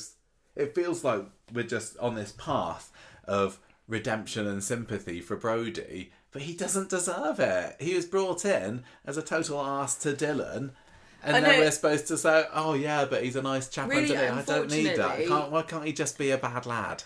Really, unfortunately for Coronation Street, and we have given them stick before about bringing in two-dimensional villains who are just there for the story and have no actual motivation beyond "I'm an evil person." But unfortunately, at the moment, with what they're doing with all these juvenile men, is making excuses for bullies. Mm. We had that really sensitive storyline with Liam, and he was, contemplating suicide, and it's super serious. And we had people write in and tell very personal stories about their own children who had been bullied to the point of desperation by children in various situations. And I really felt such sympathy for them. And I wonder how they feel about the fact that this is now the second real bad bully that we've seen on Corrie, getting a backstory that explains their sad and tragic circumstances, and kind of hand waving, like, and you're right. I think Brody's kind of inevitably going to be redeemed, but I think it would be good if we just got a bully who gets their comeuppance without an excuse. I would prefer for him to go down the Corey Brent route and end up back behind bars again. Yeah. He was kind of saying today, "I don't care, lock me back up again." He's not scared, so let's do it then. I do feel sorry for guys, for lads, especially lads it's mostly lads who get themselves caught in this horrible trap of violence and bullying and bad behaviour and no good modelling of what to do from their family life. But we've already had a redemption for a character like that. We've had 2. We had Max and we had Mason. We don't need another one. Yeah. What about the victims? Where do they get their justice That's from? why I want to see what's going to happen with this when Dylan comes out. And I Kick him in the really head. want it to be a story More where violence. Dylan has the last laugh and he doesn't have to be scared of Brody being around. And I don't know. It's just a sad kind of... It's not obviously deliberate, but when you keep telling the same story over and over again, what you're doing is reinforcing the moral even more, which the moral is the bullies are also the victims. Yeah. Right, so back at the yard, we get a really nice scene, I thought, with Gary and Ed talking about Liam and how Gary felt bad that he kind of embarrassed him. Yeah, this was a lovely scene, actually. And Ed's like, he really looks up to you. He copies you, and it's your dad. It's the dad's job to embarrass kids. Don't worry about it. He was just really dispensing like fatherly wisdom to Gary, and I like that scene. Yeah, it was a very wholesome moment. It was, yeah. That we need a little bit more of it at times in Corrie. And then he stabbed him in the face. Kit and Sarah in the flat. Lou comes marching in to get this confrontation out of the way, and says, "You're not going to get away with this. And also, by the way, Brody's not yours. Stay away from my son." And she speaks to Brody about this later, and he still wants to have a go at Kit himself. And this is when Kit has to have an awkward conversation with Sarah about the fact that, yes, he did get Mick beaten up. Everybody knows now. Like, everybody knows. And she says, "I get why, but you shouldn't have done it. And are you not worried that you're going to get in trouble?" And Kit says, "Really, my main motivation was to stop Mick from seeing Brody." Yeah. Do you think that there's any chance that... Do you think that the thing is about it is that Kit wants to be a good influence on Brody, but he's not as bad as Mick, but he's certainly not a good influence, is he? Maybe Kit thinks... I think Kit knows that he's a bad lad, and maybe he thinks this is my opportunity to be a father and get away from that. Although it doesn't help that he ordered a beating up behind prison. Do you think that he thinks that if he saves Brody, he can save himself? Yeah, maybe. This is his chance to actually be a decent person. And he knows that he's been living the last 20-odd years when he should have gone sent down for something. Yeah. And this is his chance to move away from it, possibly. He thinks he can turn over a new leaf. Yeah, maybe. It's like starting a new diet. It always fails. Anything else to that story? How are you feeling about this story this week? Because I'd say a lot of that, it just kind of went past me. I was kind of interested and intrigued by the fact that Mick got beaten up. That was probably the most moment of the week for me. I like that, yeah. On the whole, I'm still not feeling it. I don't dislike these characters. I think these characters are all great. No, you don't, I know. I think they're all really fascinating and interesting. But, again, it is just... Feels like we've seen it before. Focus on new characters and, the story. I don't know. I really like Kit. I think that... I don't know really where it's going with Lou and Mick and Brody. So that, to me, is interesting. Because I think a lot of the time, even if I don't get it right... I think even if they trick you or do something different than you expected, if you still think a story's predictable, it's kind of tiresome. I don't think this feels predictable to me. What it do you doesn't. think? No, I don't think it's particularly predictable. Apart from, I mean, we're all saying that it's going to be the redemption of Brody. I just think the fact that I'm not predicting it is telling me that it's not getting its hooks into me yet. No. We'll have a bit of a break before long, I'm sure. I mean, Kit has dominated our screen this year. He's 100% going to be in the top 10 most featured characters this year, isn't he? But I'm sure a break and a reprieve from him will come. Julie's story. Should we find out what's been going on at number 11? So it seems like the writing is even more so by the end of this week on the wall for Eileen and George. And I feel so bad for George. He's done nothing wrong, has he?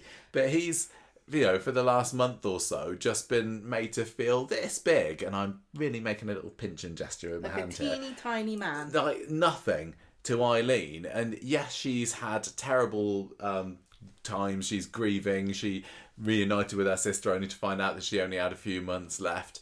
But the lack of care or affection or anything that she's showing him is really not looking good for her. I really wanted to have more moments where she's just trying with him.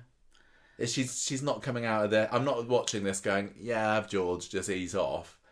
I feel sorry for both of them. He's just trying to be nice. To a certain I do extent. feel sorry for Eileen, but I think that she's not very good at... Oh, I mean, if you think back to her relationship, she's always had kind of a terrible time, hasn't she? Because, obviously Pat Phelan, that was terrible. she mentioned we got a shout out for Paul the fireman in today's episode. It's funny that he wasn't remembered as Paul the racist, which is what his main storyline ended up being. She had that Paul Kershaw. Yeah, so that's what I mean. Yeah, and Leslie. Yeah, that's the same person. Who else? I know, yeah, who else? Jesse, obviously. Yeah. And, it just all went downhill from Dennis, I'm going to say. From Dennis Stringer. I just don't think she's very good at relationships, and she I don't know. She's too wrapped up in her grief, and I think George is not playing it right because he should just give her more space. There's only so much and so much time that he can give her, and there's only so much. He's really trying to be kind to her, but everything he does just feels like it's a mistake or that's setting her off. Yeah. Anyway, the weekend begins with Eileen and George kind of mulling over the various deaths that have been going on the street recently, and we also learn that Jason has been invited to Julie's funeral, but he can't come along.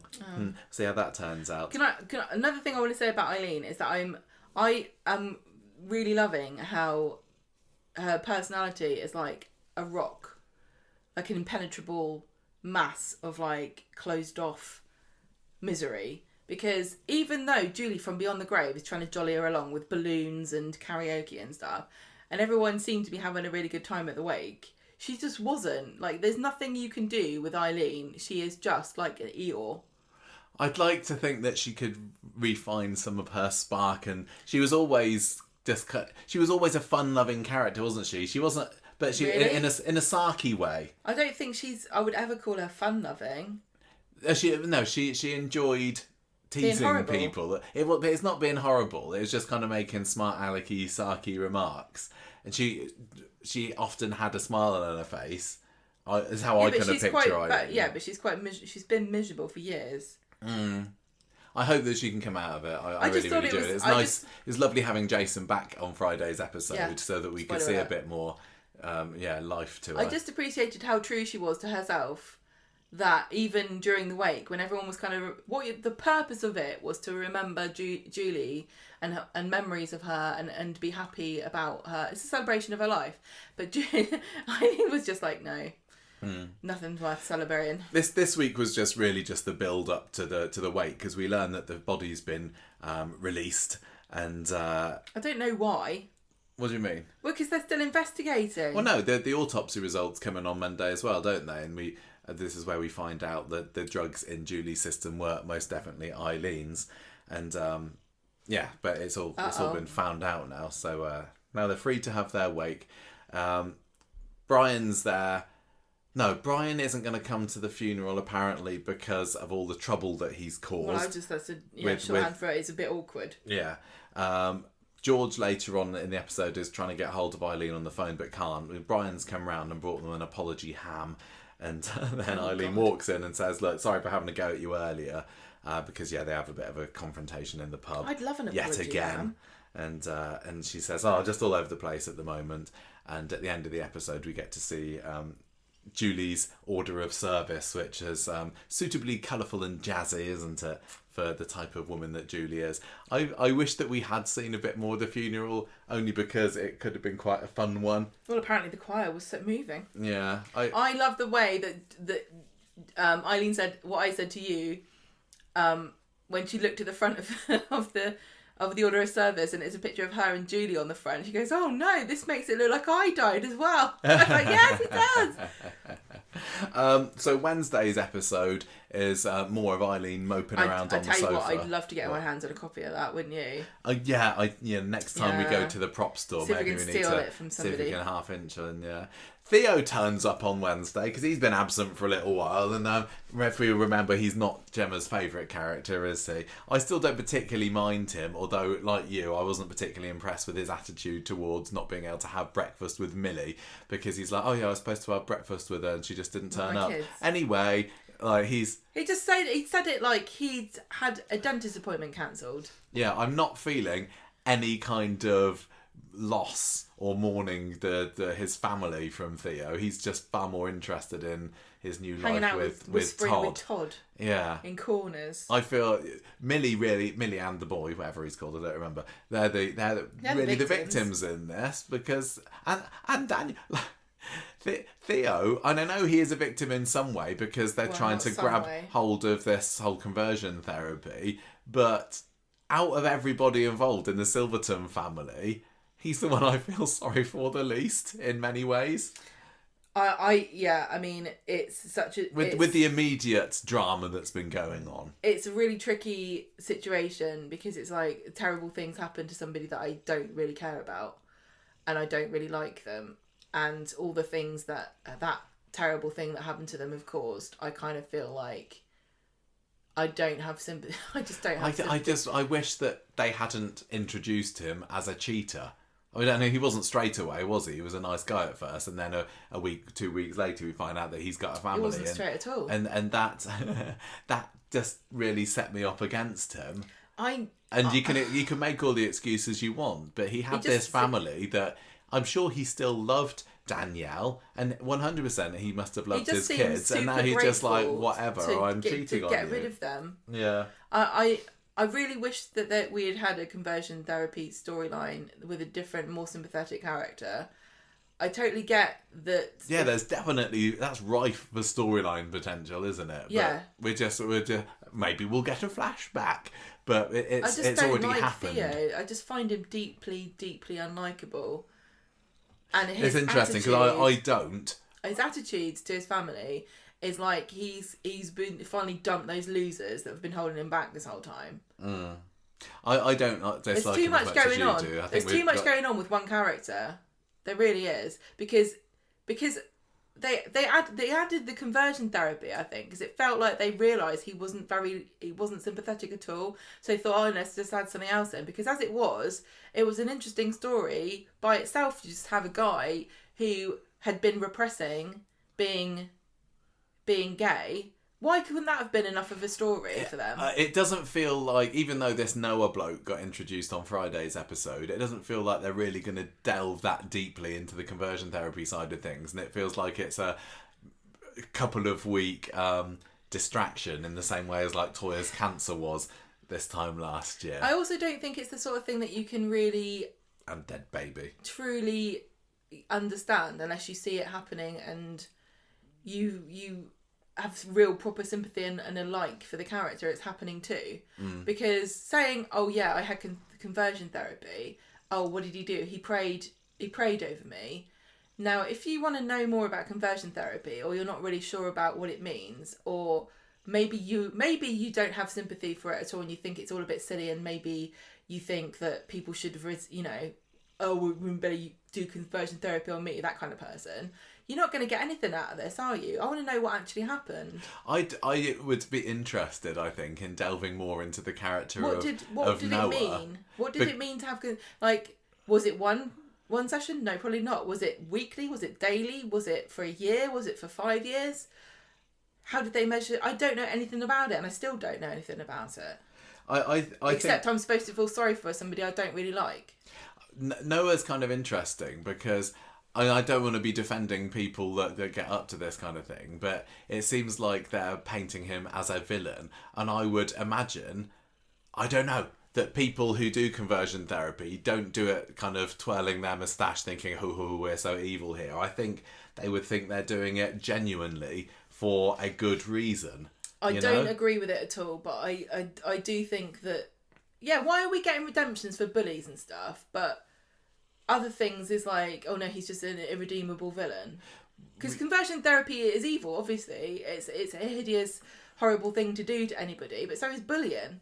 But at least with a bully, you know what you're doing is wrong. And again, I don't want to be defending people who are doing conversion therapy, but I'd be interested to know whether it feels like, Noah's being painted as somebody who's known all along that what he's doing is evil, where I would imagine that quite a lot of people who do conversion therapy truly believe that what they're doing is for good. The greater good. Yeah. Like save his soul. Yeah, exactly. But he did say that, though. He just came across as a bit of a brainwashed cultist by going, I hate the sin, but not the sinner. Well, by the end of the episode today, though, he's kind of saying, oh, what's that?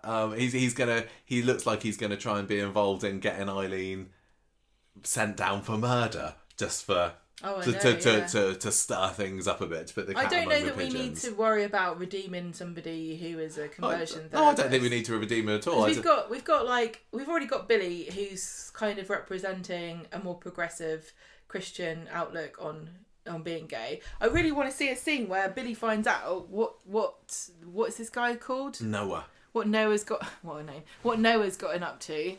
What's he going to think? Because he obviously really likes Noah. He thinks he's a great bloke. Yeah. I just don't want him to be a black and white villain. I'd like to see a little bit of depth to Noah. I'd like to, but that could come out in a conversation between Billy and Noah. Couldn't it? But what I don't want it to turn into is like another lecture like we had with the assisted dying, where somebody goes, but I think conversion therapy is right. Yeah. And then he goes, well, it's not, it's wrong. Maybe I'm just wary because it feels like that could happen. You're right. Anyway. Yeah, I mean, this is what we said all along. Like, you can't reason somebody out of a position which is quite abhorrent by dismissing them and minimising them and kind of making them into a cartoon villain. No. You have to know why is it that you believe this? Because, people sincerely do hold these very real beliefs, and that they are gross and upsetting and ruin lives. But like you said, if you don't understand why and you can't even bring yourself to represent it in a fair way, then you're never going to get anywhere with trying to challenge and tackle those opinions. Anyway, look, let's delve back in because we've kind of gone ahead of ourselves a little bit. Conversion therapy? What do you mean? Everyone's saying. Eileen's having a mopey Wednesday. Theo comes round, talks about that having breakfast for his kids, and he has a look on Todd's phone, doesn't he, for some reason or another, and he kind of stops and stares for just a second, and that's as far as we go with that. Oh yes, I'd forgotten about that, yeah. but then it turns out on Friday that he's seen the name, this Noah, which is great. Gives him the jitters because of what he went through with him in the past. It's a great Christian name. Yes, it is. So Todd and George are in the Undertakers later. George is down in the dumps by Eileen, being miserable with him all the time. Todd says, look, she's just grieving. She just needs the supportive side of you right now. And he's just like, oh, maybe she doesn't need me at all. So Todd goes to the Cav office to see Eileen later. I know you said that you think that Eileen is being a cow to George, but I think that George is willfully not reading the room. Well, with his surprise proposal, maybe that wasn't an advisable move. He's been saying for about a month now, I don't think Eileen really likes me anymore. No, she doesn't. Maybe one of you should bite the bullet. You know what I'm saying? If you're getting a month's worth of like bad vibes off your girlfriend, can you not take a hint at all? What? What's he supposed to do though? Just go, walk out on her while she's in the middle of grieving. Do you think maybe we should break up? But I think maybe they have had a couple of conversations like this, haven't they? And Eileen has said, "No, look, I do like you, but I'm not." She's just in it for the ham. She didn't even want any at the beginning of Wednesday. Todd goes to the cab office to see Eileen later and says, "What's the deal with you and George?" He thinks that you're going to dump him, and Eileen's like, "I'm just angry that Julie died. Yeah, I've been taken out on George and I shouldn't have had. I'm going to have a word with him then." So when George comes home to Eileen later, she does apologise for the way that she's been recently, and he says, well, now that that's all sorted, we're going to go on a trip to Great Yarmouth for a few weeks after Julie's funeral. What's there to do in Great Yarmouth for 2 weeks? I don't know. And Eileen, that's quite sweet. They have a nice little huggy moment. And then that's basically the end of Wednesday. Friday is the funeral and the great return of one Jason Grimshaw. I really liked that scene at the beginning of the episode where George is in the chapel arrest and Julie's there with her coffin kind of half open. You don't see inside it. He just taking her bits out. Like he's having a look at her little trinket. She's being buried like an Egyptian. Yes. I'm surprised she didn't mummify Eileen and shove her in there as well.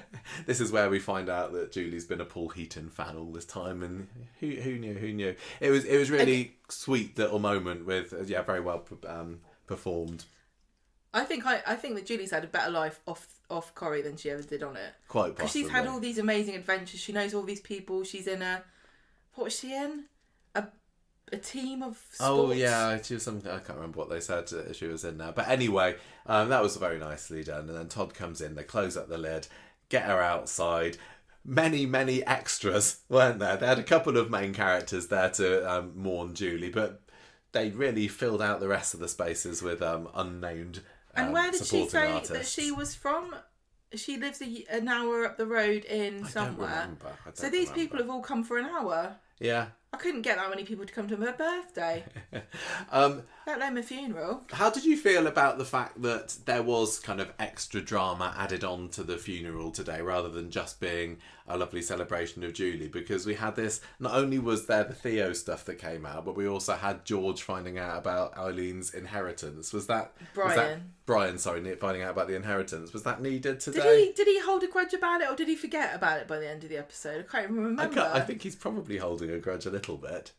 I didn't get what... Also, they had a bit of a fallout. How did this come out in the letter? What an awkwardly written letter. Sorry, I'm not leaving you any money, Brian. But she is my sister after all. Yeah. I don't know. So yeah, the funeral car goes off. Next thing we see is they're all back in the pub. Very nicely decorated. Fruit tarts, like you said. Yellow balloons, yellow flowers all over the place. Yeah, memory tree, exactly. Brian's come over having read the letter and he says to Eileen, Eileen gave him a letter. Yeah, what's going on there? And this says that you told me that there was nothing in her estate, but she says that you've got our life insurance policy. Why did you lie there? And Eileen's squirming about a little bit. And she says, look, I was shocked as you were when I found out about the policy.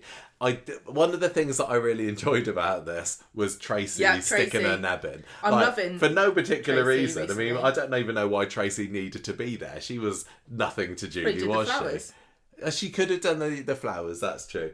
And I wondered where this was going, and it kind of, it just lit the touch paper a little bit, didn't it? But she was brilliant with all her little digs. Even talking about a podcast, didn't she? She said, you should start a podcast, Grifters in Grief. That's how we said we were going to start today's podcast and forgot about it. And she ends up getting a glass of Prosecco thrown over her. So that was all good fun. But even Tracy is such a bitch. She's so good at it. Even when Eileen throws the Prosecco all over her, she licks it and goes, "Oh, Prosecco. Yeah. Did Julie pay for that or did you?" I loved it. That was a fun line. And she won't give up. She's relentless. She's standing at the bar and everyone's wiping her down and she refuses to go home. It's just because she likes the drama that Eileen's been accused of murder. Yeah. She's turning into Blanche. Yeah. Except she's more confrontational and aggressive. Yeah, I'd imagine that Blanche would be I know Blanche would be sitting in the corner going, "Oh, Deirdre, did you hear about Eileen? I think you killed her." Yeah. She? It's totally inappropriate. Don't you think it's a bit suspicious? Yeah, very appropriate for Tracy to have reacted like that. So yeah. That was all good fun. Then we see Theo getting spooked out by Noah for a little bit, but it's still a little bit not sure what's going on there until Todd finds Theo outside having a bit of a panic attack in the ginnel, isn't he? Yeah. And Gemma, no sympathy for him. You're watching him going, I genuinely was still holding out hope that there's going to be a twist where it turns out that this guy is not to do with conversion therapy, but he was actually a boyfriend of Theo. Yes, and you Theo said that, was didn't you? That was going to be the reveal. He was like, oh God. Todd's going to know that I've had many a man. And he's then not my first. It just. Oh. Yeah, he was. It didn't feel in character for Theo to be having quite the meltdown that he was out the back. We're supposed to get from every time a character's had a panic attack and stuff, a main character, we've known why, and we've seen the trigger, and we've seen the origin of it, right? So, lots of characters have had them recently, but we've seen where it came from, and so we get it. We know why they're acting like that. This conversion therapy thing is still a big question mark and a blank space in my mind, and we're supposed to see his reaction and go, it must have been absolutely dreadful. And I do believe it was, but why? I'm still not getting a sense of what it was that happened. No. And obviously that's my ignorance, but maybe Coronation Street can fill in blanks for people like me who don't know anything about it. Why bring it up and then not tell you what it is? So Theo tells Todd a little bit about what was going on there, but they end up going back in the bar. Todd is determined to confront Noah, but Theo is able to hold him back briefly from making a scene of it. And just in time for the grand return of Jason Grimshaw, who walks into the Rovers with the most cliche line of, "The Rover returns." Did anybody else roll their eyes a little bit when he said that? Surely there was really nobody watching it go, "Oh, what a clever thing for Jason to say." I've forgotten the name of the actor. Ryan Thomas. I felt bad for Ryan Thomas having to trot that out. It was just as bad as Bet's, "Give that girl a coconut." It was a bit forced. It must be really difficult for the writers to bring back characters in a moment of triumph like that and say, they've got to say something witty, but what can it be? To be fair, this is the sort of clunky crap that Jason would come out with, because he's got he's not been making haikus on the plane, has he? I don't know. I mean, he seems like he's chilled out a little bit. Yeah, but he's still thick. He is still thick, but I like that they've subtly changed his fashion sense. No longer is he wearing T-shirts with cartoon monkeys on the front. He seems to have lent right into that. Where's he? Thailand, Thai lifestyle, and he's just a little bit more bohemian in his fashion sense, isn't he? A bit more international. We've known for a while that Jason was going to be coming back to Coronation Street. How did his first appearance since, I think it was 2016, grab you? I'm glad he's come back. Yeah, we've been have we been asking? I don't know. I think in my head I've kind of felt that Coronation Street has been lacking Jason's presence for quite a while, and it was sad when he went for the first time. Maybe the character had run out of steam a little bit, but with the Grimshaw presence of Todd and Eileen still very strong on the street, not that they've had huge stories, I suppose, it's always felt like it's maybe a matter of time before he showed up again. And Ryan Thomas has kind of sworn off acting, and he's been going more down the presenting route in recent years, so it is good to see him for however long it's going to be. But yeah, how did his comeback live up to your expectations for him? I thought it was fine.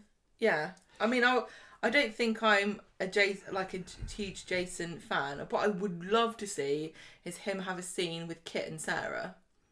Oh, why? Oh, yeah, because obviously Sarah's got quite a history with Jason, hasn't she? Exactly, and I want to see Kit's face when he sees the sort of man that Sarah has been dating. What do you mean? Well, he's going to be like, who the hell is this guy with his bloody stupid shirt on him? And he's like, he's thick as two short planks. So this guy is the guy that you were crying over. What do you mean? Do you not think, I mean, could they not be more different? Kit and Jason. Yeah. When Kit sees Jason and knows that Sarah's got a history with him, he's going to be like, who the hell... What is wrong with you, I would Sarah? really, really like for them to have a scene together, although I'm obviously off-screen Tina O'Brien and Ryan Thomas. I don't know what the state of their relationship is at the moment, but if you believe the tabloid's been a little tumultuous in the past. But they should be professional at work, and if they need to have scenes together, then why not? They could just have Kit see him. But also, Sarah, maybe this might knock a bit of sense into her to go, I thought when me and Jason were together, and it all went wrong, that he was the worst guy in the world, and now I'm with Kit, and Kit's like ordering beatings in prison. Maybe I should think a bit more about what kind of bloke I'm going to go after. Yeah. Maybe I should go after the more of Jason kind of a guy. I thought that Jason slotted very naturally and easy back into Coronation Street, and the scenes he were in wasn't all about I'm back, here's what I've been up to. He's still he's there with his arm around Todd for a bit of it. He's asking Eileen about what karaoke she wants to do. He didn't have loads to do, but it felt to me like he, very quickly and naturally reintegrated back into the show, which was good. I was expecting it to feel a little clunkier than it did, particularly, after all these years and the fact that he has said he doesn't want to do acting anymore. But yeah, I liked it. I'd be really interested to know what he thinks about how Coronation Street is different now than it was when he left. They always have opinions. Yeah, I wonder whether they share it is a different matter. Anyway, it's a bit awkward, isn't it? Because he comes in for a hug, and George is like, I just asked Eileen to marry yes, me. That's right. George has just proposed to Eileen before this happened. Again, not the right moment, but if Lisa has taught us one thing, is the people on Coronation Street don't always choose the right time to pop the question. They go, I'm feeling a strong emotion. Is it grief? Possibly. Could it be love? Yes. Let me propose now. Yeah. But then Eileen turns to George and is like, "Oh, I thought you were joking." That is so harsh and insensitive for Eileen to say. I don't think she thought he was joking. I think she was trying to diffuse it by not hurting his feelings, but it was absolutely the wrong thing to say. It really, really was. Yeah, poor George's face falls and he heads off, and as he goes and sits with Glenda in the bar later and says about the proposal and Eileen's reaction, Jason comes over and says, "Look, I don't want you upsetting my mum today." And then Tracy then gets chatting to Jason and tells her about the whole embalming fiasco. And I really wish that they hadn't brought this back up again, because we were very down on that whole route that storyline took, weren't we? Post Julie's death and the embalming tongs and the Eileen getting accused of murder. It just was really... It didn't work in the slightest for us. And the fact that it's being brought up again and being dredged up, it doesn't fill me with good feelings. But I suppose the reason that it was brought up here is so that Noah could overhear it, and later on in the episode he's going to be able to try and use that as a bit of emotion, a bit of blackmail fodder, possibly. I don't know. Anyway, what goes on there? Karaoke time. They're doing it a little bit too much, leaning into the karaoke. It's because we were rude about all the fancy dress parties. And they went, now it's karaoke. You want to see something more obnoxious than that? We see Billy introducing, in inverted commas, Noah to Theo and Todd, and they have to stay quiet about it. And Todd ends up... going up with Eileen to make a speech about Julie. Oh yeah, they do the speech, which is very nice. And he uses it to have a dig at Noah. Yeah, I can't remember what he says. It's like, there's people here that really... Oh yeah, Julie was so accepting. There's some people that wouldn't even give me and Theo the time of day. Some people think that gay people shouldn't exist. And Noah's like, yeah, that's right. This is why I was kind of half thinking I wish that today had just been about Julie rather than using it as an opportunity to shoehorn in another bit of a story. But okay, everyone knows I love Julie. I was so excited when she came back. I was so sad when she died. But the show's never about one person, and Julie was only in the show for like how long? 2 months. I'm surprised they gave her as big of a send off as they did. I'm glad they did, but it can't just be about. Anyway, so that goes. There's just like little bits. Eileen ends up going home because she has another bit of a falling out with George. The main confrontation between Todd and Noah happens a bit later on outside the pub, and Noah says, "Look, we're just trying to get Theo on the right path," and Todd says, "Well, you've screwed Theo up for life now, thanks for that," which of course Theo overhears as well. And then Theo goes off sad. Yes, now that he thinks that Todd believes him to be a screw up. What? Okay, you can have breakfast with your kids. Yeah. Because they hate you. Is that not screwed up? Yeah, but it's not his fault, but it's still like you're not in the best of places, are you? Yeah, well, he ends up smashing a glass later, doesn't he? Todd finds him out the back, and Theo's brooding there, and he uses his big arms to smash a glass in frustration because of everything. It's all bringing back horrible memories. Maybe he's going to have some flashbacks. If only they filmed it so they had something to flashback have some flashbacks, we would get to see. I'm sure it's to come. We also have the scene of Noah doing a bit of digging with Steve about the whole situation that he's going to be using later. He's just not an established enough character for me to get from him what they want me to. That's all I'm saying. End of the episode comes round and Eileen's having a cry on the sofa, ignoring calls from George. So he ends up walking around himself, and they have a bit of a conflab, and George says, right, fine, maybe today wasn't the opportune moment for me to go down on one knee to you, but maybe I'll ask you again when the timing's better. And Eileen says that, sorry, George, this is nothing to do with timing. I just don't want to marry you. I wish I did, but I don't. What about Great Yarmouth? Oh, yeah, I mean, that's going to be an awkward little holiday. I hope that he's got, I hope he ticked the box to get a refund on it, because that's not going to be the most fun holiday, is it? And you've got. And the worst thing about it was he didn't go through Hayes Travel. He did. Well, you couldn't, could he? Because Hayes Travel doesn't exist anymore. Not on the street. No, I'd forgot. I didn't know whether that had been in the news before. Like, usually, when one of the businesses disappears on Victoria Street, we expect it coming. But I don't know. Maybe it hasn't. I've totally forgotten about it. But yeah, you pointed out. Hang on a minute. Where's Hayes? The travel agents has been blocked up, and I was surprised. Is that the first time it's been? Would we have noticed? I don't know. Maybe. I'm questioning myself now. Well, it's the first time I noticed it today. Anyway, I think they're really, really going through businesses at a worrying rate in Rosamond Street at the moment. That was the one that was. Was that the one? Yeah, that was E. It's only been 3. How long has that been open for? Not many years. Yeah, but 10 years maybe. The contracts. No, it's not even been that. The contracts are clearly on an annual basis. Yeah, it just feels like they're shuffling through them, and it feels unrealistic to have that many change of businesses on the street. And it also doesn't look good that the sponsors are pulling out after a year. I mean, there's one. It wasn't a year, was it? It's more than a year. I'm pretty sure Hayes was only in it for a year. Yeah, and if the news is to be believed, we were going to get a free holiday off them, weren't we? Yeah. What's the point of this? If the news is to be believed, there isn't anything in the wings to fill the slot. That's the worry. There's quite a lot of money that's missing from the budget. There was a report that we read after we watched the episode today that says that allegedly Coronation Street are trying to get a £1 million deal to have a sponsor there for a year, and that's apparent. I don't know how much these things should cost, but apparently that's an awful lot of money, and nobody wants to take them up on it. Yeah, but they're not gonna. It was for the Mirror, I think. Yeah. Nobody's gonna write a story where they're like, "Don't worry, it's fine." Of course, they're gonna go doom and gloom. Well, I don't think it's a bad prospect, and they were saying, "Oh, viewing figures have gone down." Yeah, but look at the streaming figures. Yeah, apparently they've gone up, haven't they? So I if you could have any shop there, what would you have? We've had discussions like this before. I don't even know. I think Stickers try and get Costa back in again. What was nobody ever goes into it, so it doesn't really matter. Is there a chain? What's that? PetSmart? Is that a chain? Maybe. Or a McDonald's? I don't. Oh god, imagine a McDonald's KFC. there. I don't know, but keep our eye out for that. I'm sure one day soon. We'll get something in there, even if it's.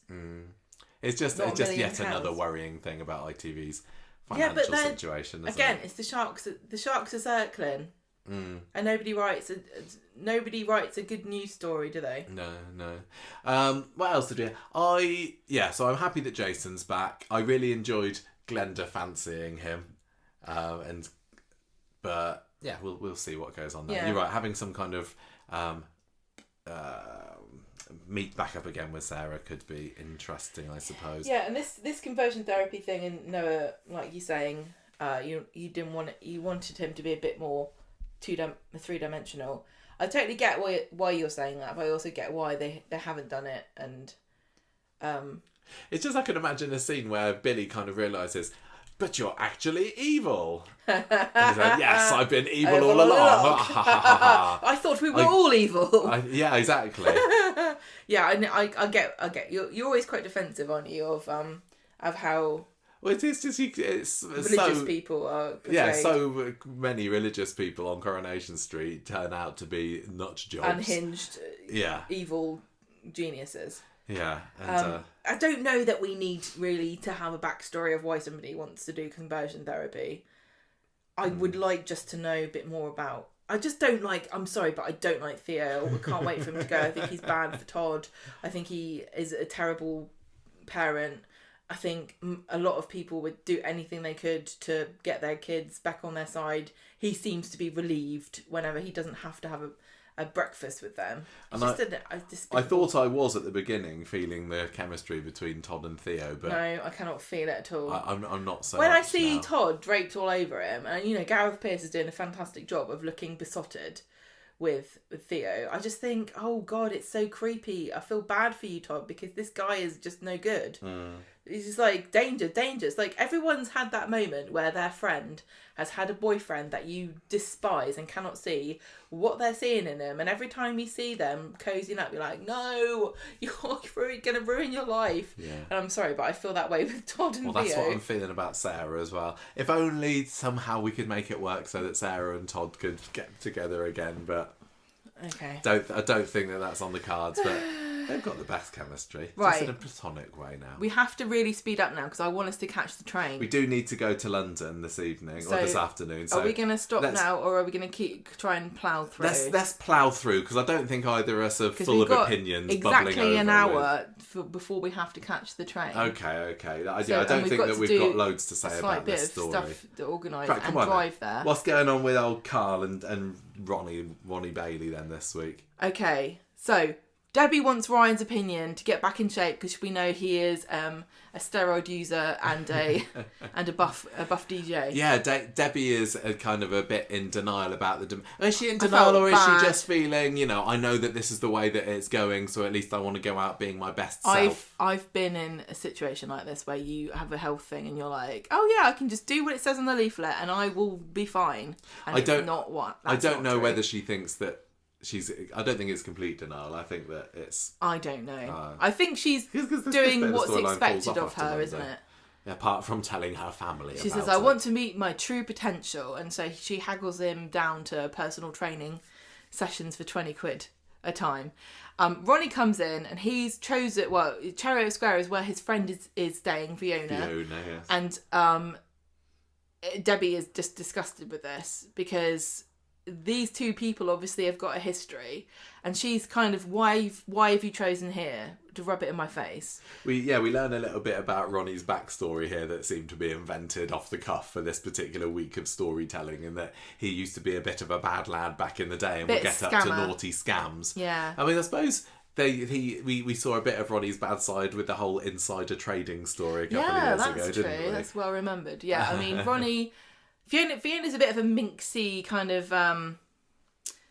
business lady, isn't she? She's a bit of a dodgy business lady, and so she has a chat with her, and they've got this kind of thing going on, haven't they?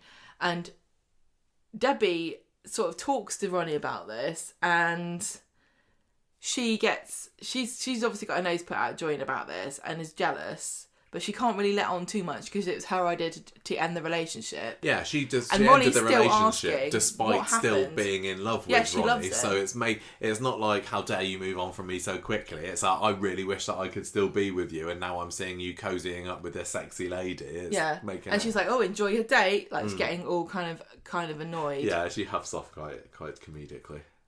Carl is having some money problems on the phone. And Ronnie is talking to Ryan at the bar, and when Carl finishes the phone call, he tells Ronnie to bugger off because he's upsetting Debbie, and bars him from the hotel, and they kind of like square up, and Ryan has to kind of cool them down, and Ronnie's like, oh, what happened to me and Debbie? I don't know.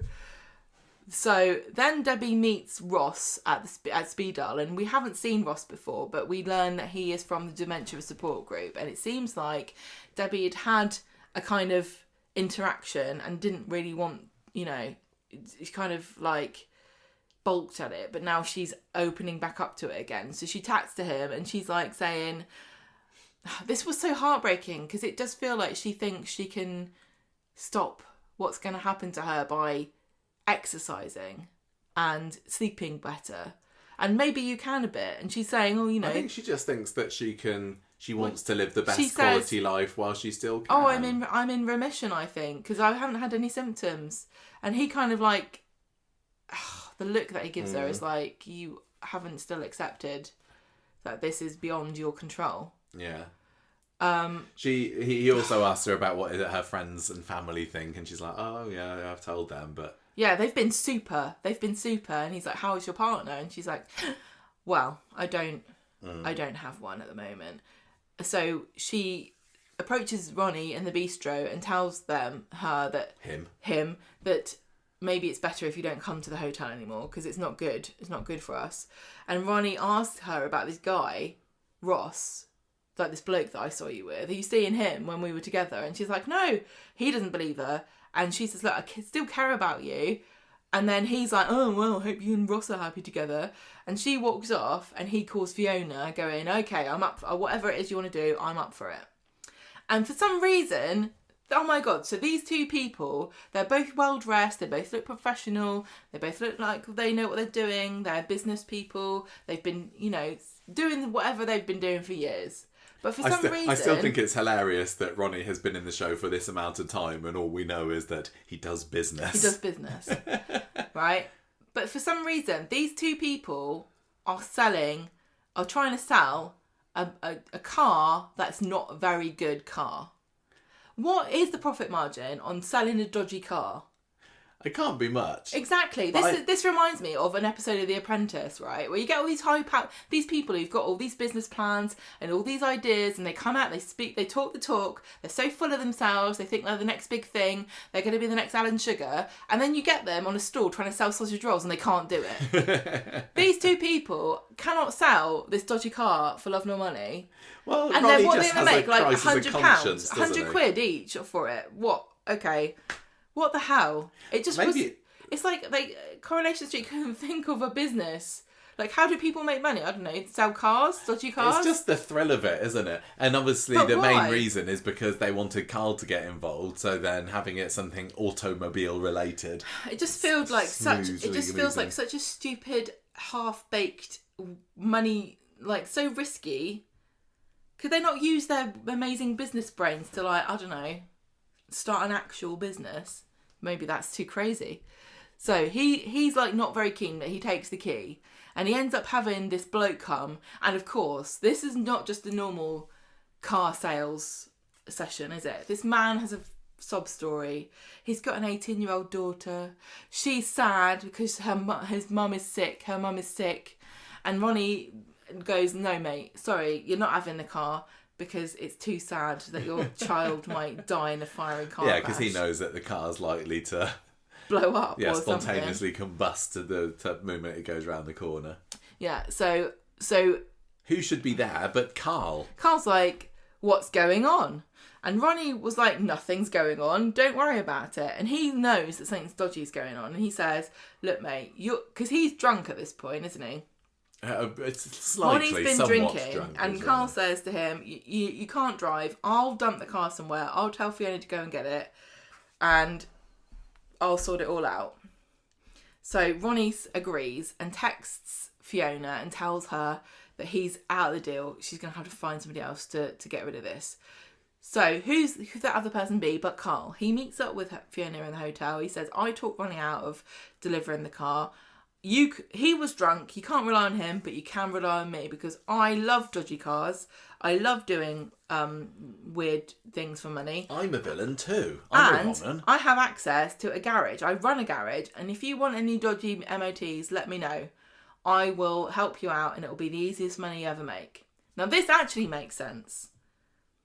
I don't know how much money you could really make out of doing dodgy MOTs, but it makes more sense than just one by one selling cars to individual people. Yeah. Well, he's got to get his money somehow, hasn't he? The thing is about Ronnie is that we've been given and kind of to Debbie, because they're both on a par with each other, we've been given the impression that Ronnie is kind of so successful, he's doing multi-million pound like property development deals and things, and then he's selling a used car to a guy who cries about his daughter having a sick mum, and he backs out of it immediately, and it's too. I don't know whether it's just a case that he's kind of harking back to the good old days when he could get a bit of extra cash by doing this, and he thought, well, maybe this is going to take my mind off Debbie. Or the thing is, though, has he not got a business that he could run that he's making more money off of than he would ever make selling a dodgy car to somebody? Quite possibly. And taking a cut of he hasn't bought the car, so he's not getting however much that is. Fiona's going to get a cut. Whoever delivered the car is going to get a cut. What's he going to get out of this? 100 quid? Well, I don't get out of bed for 100 quid. It was a means to an end, and that end is Carl is now doing. It just dodgy felt stuff like a at bit the of a garage. clunky way to get to. Carl wants to do dodgy. Well, this MOTs. whole thing seems like a clunky way to get to. Carl and Abby are going to have an affair, and it's like I still think it's going to happen, but I was expecting it to happen about 2 months ago. You know, Abby is just resisting, and one of these days it's just going to be okay, right? Stick your tongue in my mouth, yeah. Right, so he's just being odious on at the garage with her on Friday. He's an irredeemable bummer, isn't he? He's really, really horrible. He's nasty. He's just, and again, this is just but he's still quite problem charming. that I've got with Corrie this week, because we got Theo, who, you know, despite having, you know, a bit of a nasty past, is unlikable. You got Kit's unlikable, Mick's unlikable, Brody's unlikable, Carl's unlikable, and these characters are the ones that have been front and centre in this week's Coronation Street. He's got charisma. Who does? Carl, yes. I put him just as the same as Kit in my mind. There's just something about those characters that I don't find enjoyable to watch. Okay, pretend that you are a pansexual being with no boundaries.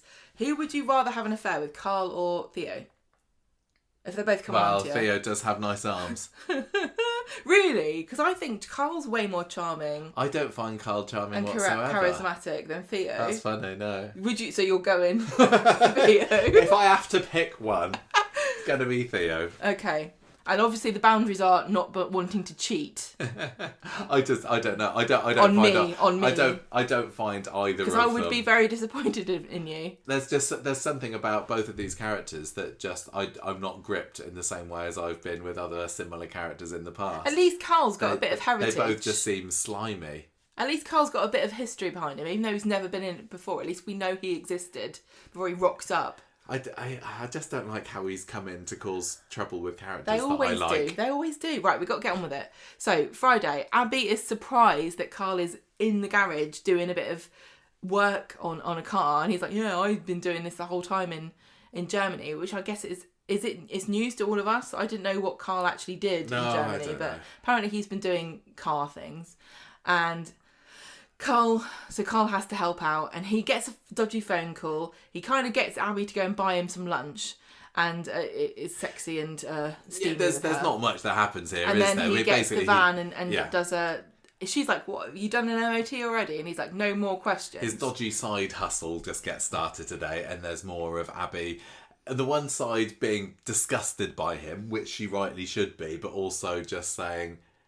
Just giving him looks, isn't she? She's just giving him a few smouldering glances. It really reminds me a bit of all the, the 1950s romance kind of movies where the woman would be like, oh, you're such a cad. I'd never love a man like you. And he'd be like, come here, darling, and give me a kiss. And she'd be like, okay. Mm. Yeah, I was just a bit disappointed this week that the Debbie story wasn't really about Debbie. And it's not been about Kevin for ages, has it? He's just quietly going through his chemotherapy. He did shave his hair off today. He had a little bit, didn't he? But yeah. Poor Kevin. So at least they paid lip service to the fact that he was the one that started this whole story off with his cancer. And then all we had apart from that this week is the Swengagement story, which we've kind of already gone over already. Unsurprisingly, Carla has not answered Lisa's proposal, or at least said yes by the beginning of Monday's episode. Lisa seems particularly narked off by the fact that Carla's not falling at her feet. Can I just give a big props to the scene where Lisa and Carla are having this lunch date? And Lisa is just being a bit of a petty bitch about it and taking offence at everything that Carla says. And I completely identify with this. This is what I'm like. And I love that I really like the way that they don't... Lisa's a very sympathetic character, but she doesn't always... She's kind of a bit prickly, isn't she? I was going to say she's a bit spiky, a bit prickly. I really like that about her, that she's very guarded and very defensive. And Carla is so... gentle and probing, and she's trying to get her break out of this shell, this defensive this kind of wall that she's built up, because being a copper, you've got to put on a front, haven't you? And I think that Carla's got to kind of break these defences down. It is a bit of fair play to Carla, because she doesn't need to do this. She could at any point go, Whatever. "You're too high maintenance for me, Lisa." So she's I clearly think invested in this. It is a really interesting relationship. I do really. I know that some people still have got a problem with the fact that Carla was such a man-eater and now she's with a lady. But I think that the dynamic between the two of them is really interesting, and I think they're both playing it pretty well. Yeah, they are playing it well. I can't blame Carla for being a bit hesitant about, saying yes, yes, yes. Because it came off the back of a big trauma. Yeah, but it just feels like at the beginning of the relationship when Lisa was the one that was pushing it more, and I don't know. I also, if I was Lisa, I don't think I'd rush into marrying Carla, just because I would kind of be a bit upset that I'm like, what, number 5? I mean, I don't even know, 4, 3. Yeah.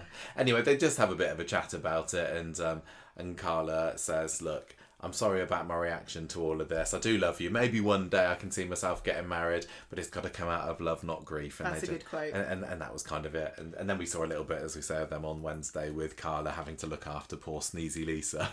And she's getting disinfecting the remote control, it, yeah. which is quite funny. Anyway. I like how patient Carla. I don't think Carla's been this patient with any partner she's ever had. No, she's not got no time for it.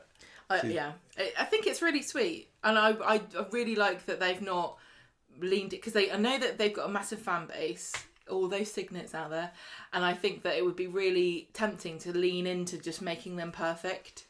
But I think that that's one of the reasons why a lot of Swallow fans like their relationship, because they're not perfect, and Coronation Street has done and also the actresses, obviously, Ali King and Vicky Myers are really good at portraying this very kind of complicated, even at the early stages, quite a complicated relationship between these two women. Yeah, but I don't think they need to rush to getting Everybody married. wants them to get married this year.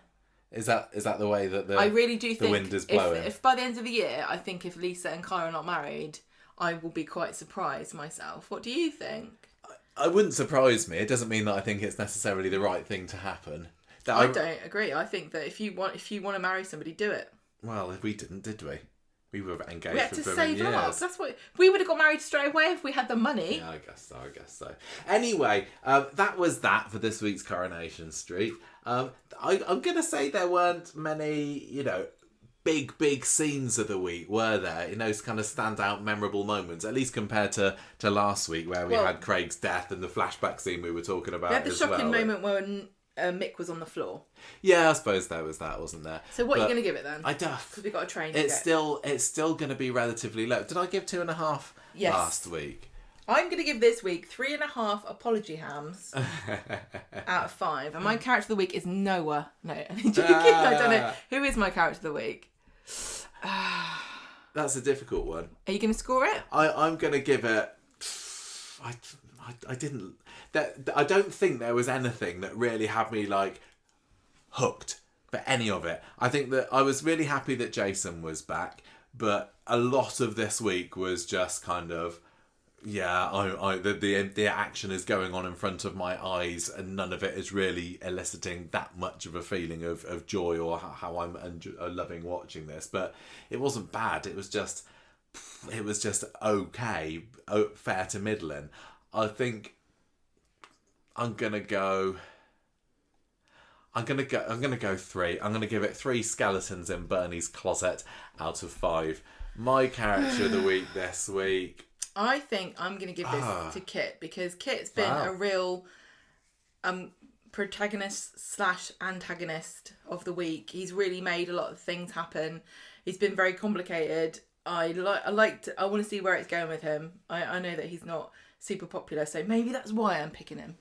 I think I'm going to go with Gary this week. It's been nice to see him back in the forefront of the show again for a little bit. I like how he was one of the only people to give the time of day to Lou, and yet he still was able to make up with Maria by the end of the episode. I really enjoyed his scene with Ed in today's episode by the building yards. It was not a week where many characters were competing for the top spot, but I think yeah, Gary is who I'm going Oh, for. nice.